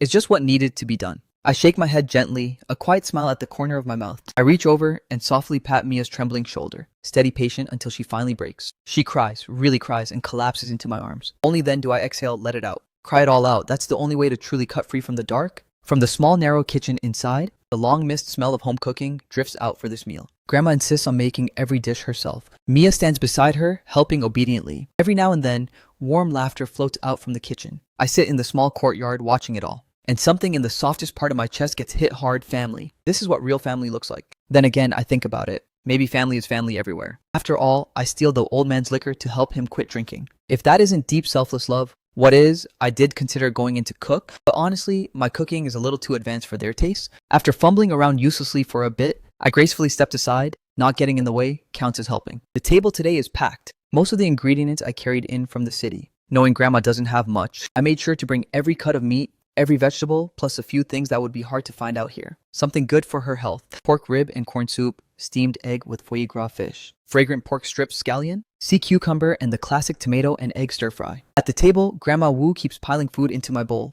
Eat up, son. Have more, please. Take good care of Mia as she speaks. Something heavy settles over her face. Helplessness she can't hide. She always knew Mia was meant for a bigger world. This girl had fought so hard just to survive. Fate was pulling her far beyond this struggling little town. But she, the only family Mia trusted, couldn't give her any help at all. That guilt has never left her. I set down my chopsticks and look at the old woman directly. Grandma, please don't worry. I will take good care of Mia. Those words seem to lift something off her shoulders. She looks back and forth between the two of us, and a warm smile spreads across her face. Grandma thinks you two are a good match. You know, Grandma. Mia buries her face in her rice bowl and shovels furiously, but the tips of her ears have already gone completely red. After the meal, Mia insists on doing all the dishes herself. The living room goes quiet. Just the two of us. Grandma Wu pulls me aside into the corner. The warmth from before is gone from her face, replaced by something serious. Son, there's something I need to say. When she gets to the word condition, her voice shakes her eyes are full of pleading. Given that Mia's heart flared up the very day she arrived in the city, her condition must be serious. My expression settles into something steady, but my voice stays calm and firm. She's been taking care of herself. The surgery will be arranged soon. Please trust me, I've got it covered. I walk her through everything that's happened. Over the past several months, Grandma Wu listens and cries and laughs. At the same time, her face cycling through more emotions than she can control. Thank you, son. Mia's mother left too soon. And that father of hers was worthless if she hadn't found you. Found you. You are the greatest blessing this girl has ever had. Then it clicks for her, the surgery cost. Of course, those are on him too. Grandma Wu's eyes go red immediately. Her body trembles, she actually starts to kneel. I catch her instantly, both hands holding her steady. Her words genuinely catch me off guard. A quiet laugh escapes under Grandma Wu's surprised gaze. I shake my head. You've got that wrong. Grandma getting to meet Mia. That's my good fortune. I say it with a smile as open and easy as a breeze. Grandma Wu just stares after a long moment. She nods deeply, warmth flooding her face. In the kitchen, a slim figure seems to have caught something, pretending she didn't. She bends over the sink and washes dishes with great focus. Everything looks the same as before, and yet nothing is quite the same anymore. New Year's Eve is approaching. The streets are filling with that familiar, festive energy. My studio, meanwhile, is running at full speed, projects moving forward. New creators coming on board. The model is straightforward. Use my current channel as the anchor. Build a layered network of smaller accounts, something like an MCN but looser and more self-run. Scale up, then figure out the next move. The 2 food creators I just signed have been falling behind on filming. The editor's cuts are too mechanical. No warmth, no life to them at all. I've had to step in and supervise the editing myself. Stuck in the studio for days on end, I finally lock a finished cut, flop back in my chair, and stretch like I've been asleep for a year. Then my phone buzzes on the desk. I glance at the screen. It's the owner of his private Mautai stash calling hello. I pick up already surprised. The old man must really be getting sentimental in his old age. Ever since we reached that unspoken ceasefire, he's been calling constantly. And honestly, I don't mind chatting with him. He's been funding my whole operation after all. But this topic catches me completely off guard. You little punk, are you coming home for New Year's Eve dinner or not? His booming voice comes through, with the clatter of pots in the background. What I freeze. Say that again, New Year's Eve, home dinner. Those words together short-circuit my brain. I genuinely wonder if I slipped into a parallel universe. Coming home for dinner for most people, those words mean nothing for me. They've been a dream I stopped letting myself have. Ever since my parents divorced when I was 10, those words never fit together again. Every New Year since then had been a random restaurant that stayed open late or just drifting. No home to go back to back then. I was young at first, I kept hoping. Then hoping turned to disappointment. Then disappointment became normal. I stopped wanting it a long time ago. And from the few memories I do have, the old man is the type who could set a kitchen on fire, just stir-frying vegetables. Is this invitation just his way of auditioning me as a human fire extinguisher? If he wants company, he should be asking Mia. What does this grumpy old man have to do with any of it? I will smack you into next week. You ungrateful kid? Victor's voice comes through the phone. Embarrassed and furious, I've been practicing my cooking lately. I'll use you as a test subject. He clears his throat. Look, these past few years I've been busy. No time to put a proper meal together. This year, I'm graciously offering you a seat at my table. What, you're not grateful? His voice sounds loud and confident. I can hear the uncertainty underneath it. I smile to myself. Is this just how that generation works? The more unsure they feel, the louder they get, no problem. I'll be there on time. I laugh quietly. Something moves in my chest. All the distance between me and the old man over the years. Right now, it feels like it's dissolving. If Mia hadn't come into my life, even if this day was always going to come someday, it never would have come this fast. Mia gets another big credit in the mental ledger. And bring Mia with you, Victor's voice follows immediately. Gruff but direct, I wedge the phone between my shoulder and ear, save my project file, and push myself to my feet with a stiff groan. Fine, I'll ask her. What do you mean ask? She has to come. Victor seems like he's got more to say, but swallows it back down. I know.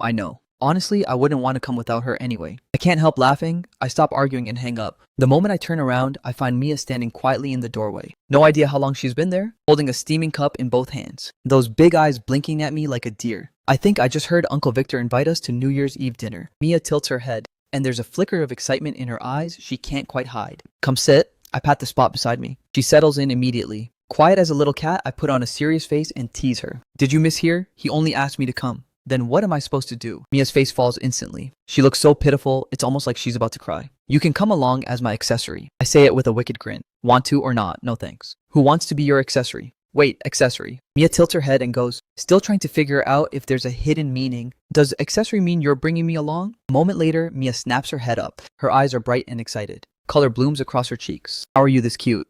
I can't hold it back. It just comes out. Mia's whole face flushes red. Hey, Ethan, can you take me shopping? I want to buy a new outfit. I'll pay with my writing income. I don't want you spending any more money on me. That catches me off guard. This girl voluntarily wanting to buy new clothes. That almost never happens. She wants to look her best for meeting my dad. I never pass up a chance to tease her. That is not why I just want to dress up. It has nothing to do with meeting Uncle Victor. Mia wrinkles her nose. Liars turn into puppies. You know, I stare at her with a wicked grin. Then you're a puppy too. Mia goes bright red and bolts back to her room, staring at the closed door. I actually find myself thinking it over seriously. Being Mia's puppy, I wonder if there's an ice cream reward involved. The mall is packed, festive, and loud. Mia rarely comes to places like this on her own. Usually she's here to film with me. Right now she stays close to my side, occasionally getting nudged by the crowd right into me. She shops with unusual care, taking her time at every rack, and finally settles on a light pink wool coat, paired with a white knit dress. When she steps out of the fitting room, she fidgets with her hem, cheeks flushed, and asks, does this make me look like I'm trying too hard to look young? I'm leaning against a display case. Half zoned out, I look up and stop.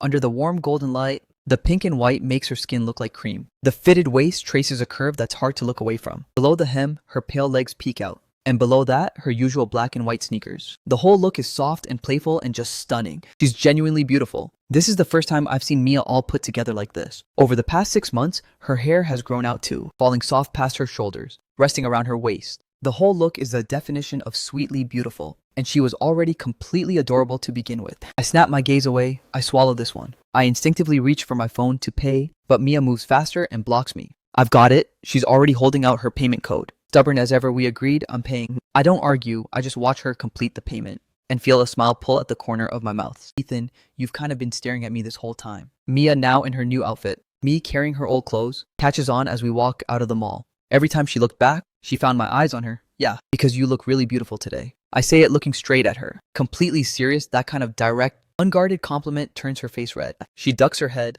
but the smile at the corner of her mouth refuses to hide. Let's go, time to head home. The car pulls out and joins the evening traffic outside. The streets glow with festive lights. I glance over at Mia in the passenger seat, eyes half shut, almost asleep. Something about it catches me off guard. This must be what people mean when they talk about everyday warmth. Whatever it is, the part of me that's been quiet for so long is actually starting to look forward to New Year's Eve. New Year's Eve afternoon, I'm sprawled on the couch, working through some files when I hear a soft click from the hallway. Ethan, does this look okay? That soft, warm voice drifts over me like a feather. I look up sharply. The face in front of me makes the air catch in my throat. For a split second, Mia is wearing the new outfit, her hair falling loose and soft, and she's wearing makeup light subtle. Her lips a delicate shade of pink. She nervously twists the hem of her skirt, her eyes clear enough to hurt. Perfect, I say, without holding back. I set down my phone, grab my jacket and stand. Let's go any longer, and the old man's going to start pacing. The black sedan pulls to a smooth stop in front of an impressive villa. The car barely parks before Victor comes rushing out, apron still on, and walks right past me like I don't exist. His whole face breaks into wrinkles. He's smiling so hard. Mia, you're here, come in. Come in, it's cold out.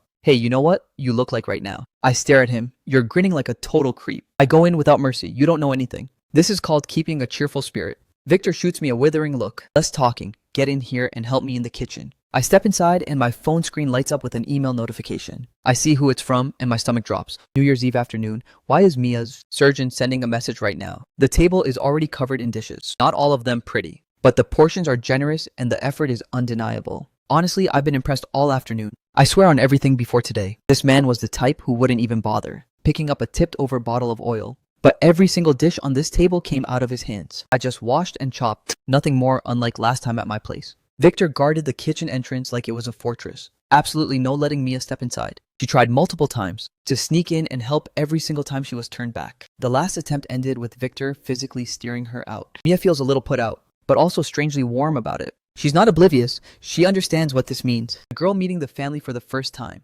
doesn't belong in the kitchen. Except they're not officially together yet. Mia lets out a private sigh. They're already so close. So when is he finally going to make it official? If she doesn't push for it and something goes wrong with the surgery, wouldn't she leave with regret? And if her writing income next month could just be a little more, even a little, that would help. Mia's head is a complete mess. Her chopsticks hover in the air. She stares at the food but sees none of it, completely lost in thought. Hey Mia, what are you zoning out about? Try the sweet and sour ribs. I followed a trending recipe for those. Victor enthusiastically piles food into her bowl, the satisfaction in his eyes impossible to hide. Victor is stubborn and single-minded. From the moment he met Mia the first time, he decided she was going to be his daughter-in-law. Full stop, come by more often. Try more of Uncle Victor's cooking. We'll have lots to talk about. And if that troublemaker ever gives you a hard time, you come straight to me. I'll make sure even his own mother wouldn't recognize him. She already doesn't recognize me. I say flatly, shooting Victor a look. She left when I was barely off baby formula. No, before I turned 10. Whether she ever comes back is anyone's guess. Can you say something positive? For once, it's New Year's Eve and you have to drag up all that old stuff. Victor's temper flares instantly, but even as he scolds, his expression darkens like something old just surfaced. In the end, it fades into one long, heavy sigh. Mia holds her bowl,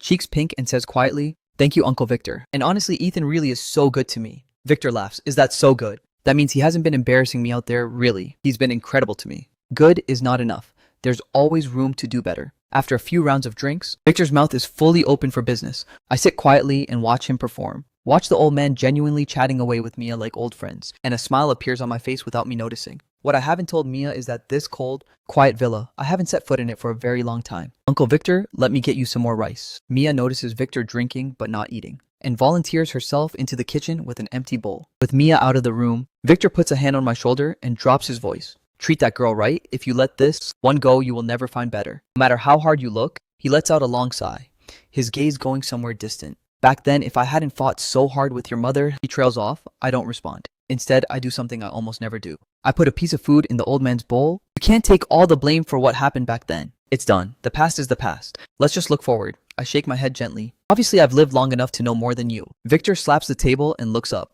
I'm saying this to wake you up. You have to learn to hold on to what's right in front of you. Love is like running a business. You build it day by day, put in the same effort you put into your work, and the return will be better than you ever expected. Looking at Victor's red face and the absolute seriousness in his eyes, I go quiet for a moment, then let out a soft exhale. Are you lecturing me right now? Or are you fighting with your younger self? That lands, Victor goes completely silent, like something just hit a nerve. When Mia comes back in carrying the bowl, my expression softens instantly. Relax, old man. I'm nothing like you were back then. A girl this good, I want to hold her like she's made of glass. Now that sounds more like it. I'd say you've grown up quite a bit lately. That was well said. Wait, hold on, you little punk. Who exactly were you calling a jerk just now? Mia sips from her soup bowl in small, careful sips, and whether she heard any of that conversation or not. Midway through a sip, she suddenly chokes, the color rising all the way to her ears. Slow down. Nobody's taking it from you. I hand her a napkin. She nods obediently, quiet as a little rabbit. Night falls. The guest room bed is already made up, the housekeeper's handiwork. But it's still the old man's way of showing he cares. And honestly, it's remarkable. Growing up, the number of times this man showed any warmth at all could be counted on one hand. When I think about it, this past half year alone has already surpassed all of that combined. You really can't meet your match in this world. His obsession with keeping face, sometimes it's almost endearing. If he weren't trying so hard to impress his future daughter-in-law, he never would have gone to all this trouble. Back in my room, I lie in bed, wide awake and restless. My body is exhausted, but sleep won't come.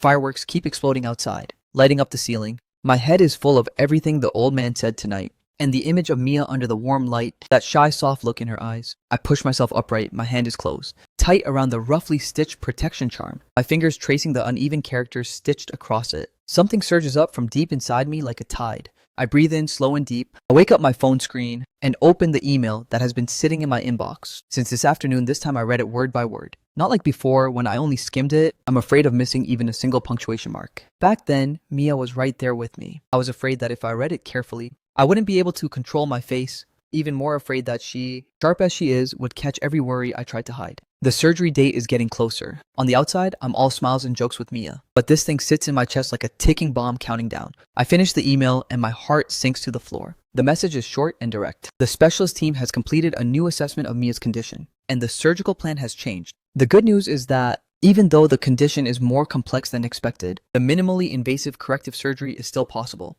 But according to the latest assessment, the probability of post-surgical complications from congenital heart disease has increased significantly. I finish reading and drag my hands through my hair in frustration. I get up and step out onto the balcony to breathe. Technically, the post-surgical complications aren't the end of the world. No intense exercise for the rest of her life. No alcohol ever possible. Occasional hypoxia from reduced blood flow to the brain. None of it is fatal. None of it would completely destroy her life. But I refuse to accept it. I want to give her a brand new, completely perfect life. Push open the balcony door. Cold moonlight and a sharp wind hit me at the same time. I let the cold do what it wants. My hand moves on instinct toward the cigarette pack in my pocket. I quit half a year ago. Wait, why is there already someone standing on the balcony? I look again, my eyes go wide. I breathe in sharply under the clear moonlight. Mia stands against the railing in a thin set of pajamas, arms folded across her chest, staring off at the distant lights in a daze. The night wind lifts her hair. That silhouette, it aches to look at. Aren't you cold, you little fool? Something helpless and tender rises in my chest. I walk over quickly and take hold of her wrist. She startles and spins around, then slips naturally behind me to get out of the wind. Ethan, why are you out here too? Mia blinks at me, biting softly on her lower lip. Hey, what would you do if I said I was cold? Our eyes meet. I land in that clear, quiet warmth in her gaze, and somewhere beneath it, there seems to be an emotion I haven't been able to name yet. Stop, I look at her nose. Red from the cold, I can't hold back anymore. I step forward, pull off my jacket, and drape it over her shoulders and pull her into my arms. She goes stiff for just a moment, then slowly melts, and then a small cold, soft hand quietly slips under the hem of my shirt and presses against the skin at my waist. Every muscle in my body locks up instantly. My eyes go wide as saucers. Blood rushes straight to my head. Mia, my mind goes completely blank. I even forget to use her nickname. I just say her full name. The sound of it seems to snap her out of it. She yanks her hand back. Her face explodes red. Her voice is shaking. Ethan, I didn't mean to. I wasn't trying to touch you like that. Mia's eyes are huge. Her normally pale face is now the color of a ripe peach flush, spreading all the way down her neck. And that's your explanation for reaching into my shirt. I'm honestly caught between laughing and despair. I thought I was the one who brought home a little white rabbit. Turns out I'm not so sure who the wolf is anymore. I really didn't. Mia stamps her foot in frustration. And then she does something that nearly drops my jaw entirely. Rises up on her toes. And that little hand slips in again like a quick little fish. This time through the collar of my shirt. I'm completely stunned before I can even react. She's already done it. But I quickly realize this time Mia really isn't taking advantage. Her cool fingertips brush lightly across my collarbone, and then her hand closes precisely around the protection charm. Hanging at my neck, honestly, wearing that thing around my neck is a little inconvenient. But unless I'm in formal clothes, I always keep this small plain protection charm close to my body. Because the monk at Lingon Temple told me keeping the charm on me would also protect the person who gave it. I push down hard against the pounding in my chest. Wait, isn't my silly Mia supposed to be an innocent, pure-hearted girl? What is all this reaching into people's shirts about? Even though her palm isn't directly against my chest, her cool forearm is pressed right against my heart, and the sensation tingling and soft is absolutely going to be the end of me. I look straight into her eyes, trying to find even a trace of scheming. There's nothing, only sincerity, only clarity. Ethan. Actually, Mia looks at me, something like starlight flickering in her eyes. I have a New Year's secret. I want to tell you what secret. My voice comes out dry the next second. She draws her hand back, tucks her hair behind her ear, straightens up and carefully pulls a small object out from her own collar. My pupils shrink slightly. That's not the lucky charm I gave her. That one is right there on her wrist where it's always been. What Mia pulls from her collar is a handmade protection charm, almost identical to the one around my neck, stitched by her own hands. About that last one, Ethan. The charm I gave you is actually one of a pair. I kept the other one for myself. Mia blinks her big eyes. Grandma always said, something made by hand has to be worn close to the heart. By both people at the same time? That's the only way the intention becomes real. Just now, I wanted to check. Have you been wearing yours this whole time? I stare at the small charm in her hands. and looked down at the matching one pressing against my own chest. Through my open collar, something that was caught in my throat finally drops. What replaces it is a feeling I don't have words for. Soft and aching all at once. Yeah, my voice comes out rough. You gave it to me, of course. I never took it off. Mia looks up. Those eyes are stunning in the moonlight. The corners of her lips slowly curl into the most beautiful smile. Far off in the distance, another firework screams into the sky and bursts open with a brilliant bang. Ethan, Happy New Year. She looks at me, her smile as bright as the sky above. Happy New Year, Ethan. What are you doing before she can finish? I pull her into my arms in one sudden move, holding her like I want to press her into my very bones. The sudden embrace makes Mia go stiff. Then slowly she softens. She bites her lip lightly. Her eyes are full of a warmth that won't dissolve this feeling. She thinks this is happiness. Mia's face burns, but she stays still and lets me hold her just like this. Her whole heart filled to the brim with something she can't name. This must be the most one-of-a-kind New Year's gift I can give her. Why are you hugging me? You didn't even ask. She's overjoyed on the inside, but she still has to play it cool on the outside. Except her voice comes out soft and wavering, with absolutely no force behind it at all. I was just worried you'd freeze dressed like that, standing out here in the wind. What if you got sick? I deliver that excuse with complete confidence, totally unbothered by the fact that I'm making it up. I don't buy it. You don't find good timing? Then I've got a New Year's question for you. I keep my eyes on her, and a wicked smile slowly forms at the corner of my mouth. What kind of question? Mia blinks her big eyes, completely clueless. Next time, can I do what you just did to me personally? Check whether you've been wearing your handmade protection charm. Sure. Mia agrees in a daze, then it hits her. Her eyes go wide, her face goes red, her hands fly up in a panic. Wait, no, absolutely not, Ethan. You are such a scoundrel. Right at that moment, the New Year's bell rings out, swallowing her flustered, indignant, and secretly delighted little protest. In the living room, a figure that appeared at some point has been standing very still for a long time, watching the two silhouettes on the balcony, leaning against each other. On that silver-streaked face is the deeply satisfied smile of an old man, whose heart is finally at ease. After school starts back up, life hits fast forward. I'm buried in a flood of collaboration requests at the studio, while at the same time, quietly doing everything I can to prepare for Mia's upcoming surgery. My browser bookmarks are packed with post-surgery care guides for congenital heart disease. My notes app is wall-to-wall with things to remember. And I've even gone as far as researching which house plants to put on the hospital windowsill. To help a patient's mood, I left no detail unturned. Boss, there's a woman named Summer outside, asking about the content creator position. She says she's an old acquaintance of yours. Cindy, my newly hired assistant, taps on the door and reports in carefully. She's a final year student at Shancheng University, humanities major, tough job market. My studio pays well, so the moment she applied, I hired her on the spot. The real reason was simple. It came down to one thing. Mia said, Ethan, she's really pretty, and apparently she used to be head of the creative writing club. We should hire her. I had no objections. Cindy's resume is solid. She's more than capable of handling the day-to-day. As for the pretty part, I genuinely don't get it. Cindy is decent looking, sure. But compared to the one waiting at home, the purest, most effortlessly adorable girl I've ever seen. It's not even close when I hear the name Summer. I look up sharply from my files. That's unexpected, of course. I remember her, Vanessa's former coworker, one of the only genuine people in that whole circle of fake friendships. Send her and Ethan. Long time no see. Summer walks in wearing a sharp, professional skirt suit, nothing like the person I remember at all. She tugs at a strand of hair near her ear. A little uneasy, I have to say. I never imagined I'd be meeting you again like this. I give her a polite smile, so looking to make a change. Summer nods and hands me her resume from her bag. I know this is a bit forward, but I've been following your studio's videos for a while. The style really works for me. And she pauses, then decides to be direct. I watched the episodes where Mia appeared on camera. They really moved me. She's become quite the name on campus. You'd have to be living under a rock not to know who she is. Summer has a younger sister who also attends Shancheng University, so she stays up to date on everything happening there. Back in the day, Vanessa had dominated that same campus beauty ranking. Except, back then, Summer only ever heard Vanessa's name. Never met her in person. This former coworker's former boyfriend is apparently very close with the new number one on that ranking, honestly. My romantic luck seems to make people envious. My fingers pause on the resume. I look up and meet her eyes. Does Vanessa know you're here applying for this job? Summer's expression shifts awkwardly. I haven't told her yet. She's been in a bad place lately. Mentions your name constantly. I've tried to talk her out of it, but nothing works at this point. I've just given up. I nod, understanding. My eyes go back to the resume. I do need people, but let me be upfront. Work is work. I don't want any personal baggage mixed into it. I understand completely. Summer raises her hand quickly. Please don't get the wrong idea. My being here has nothing to do with Vanessa. I genuinely just want to break into the content creation space. That's all well. We do go back a little, at least I know you're not going to scam me. Truthfully, Summer had her own doubts walking in here, but her gut always told her that Ethan's old, rundown appearance felt more like a deliberate choice to blend in. She'd mentioned this to Vanessa once. She got laughed at mercilessly for it. But now the truth is right in front of her. Not only does he have a company, this studio isn't small by any industry standard. And on top of that, there's the brand new Mercedes she spotted parked out front when she walked in. Every bold guess she'd ever had, they're all confirmed now.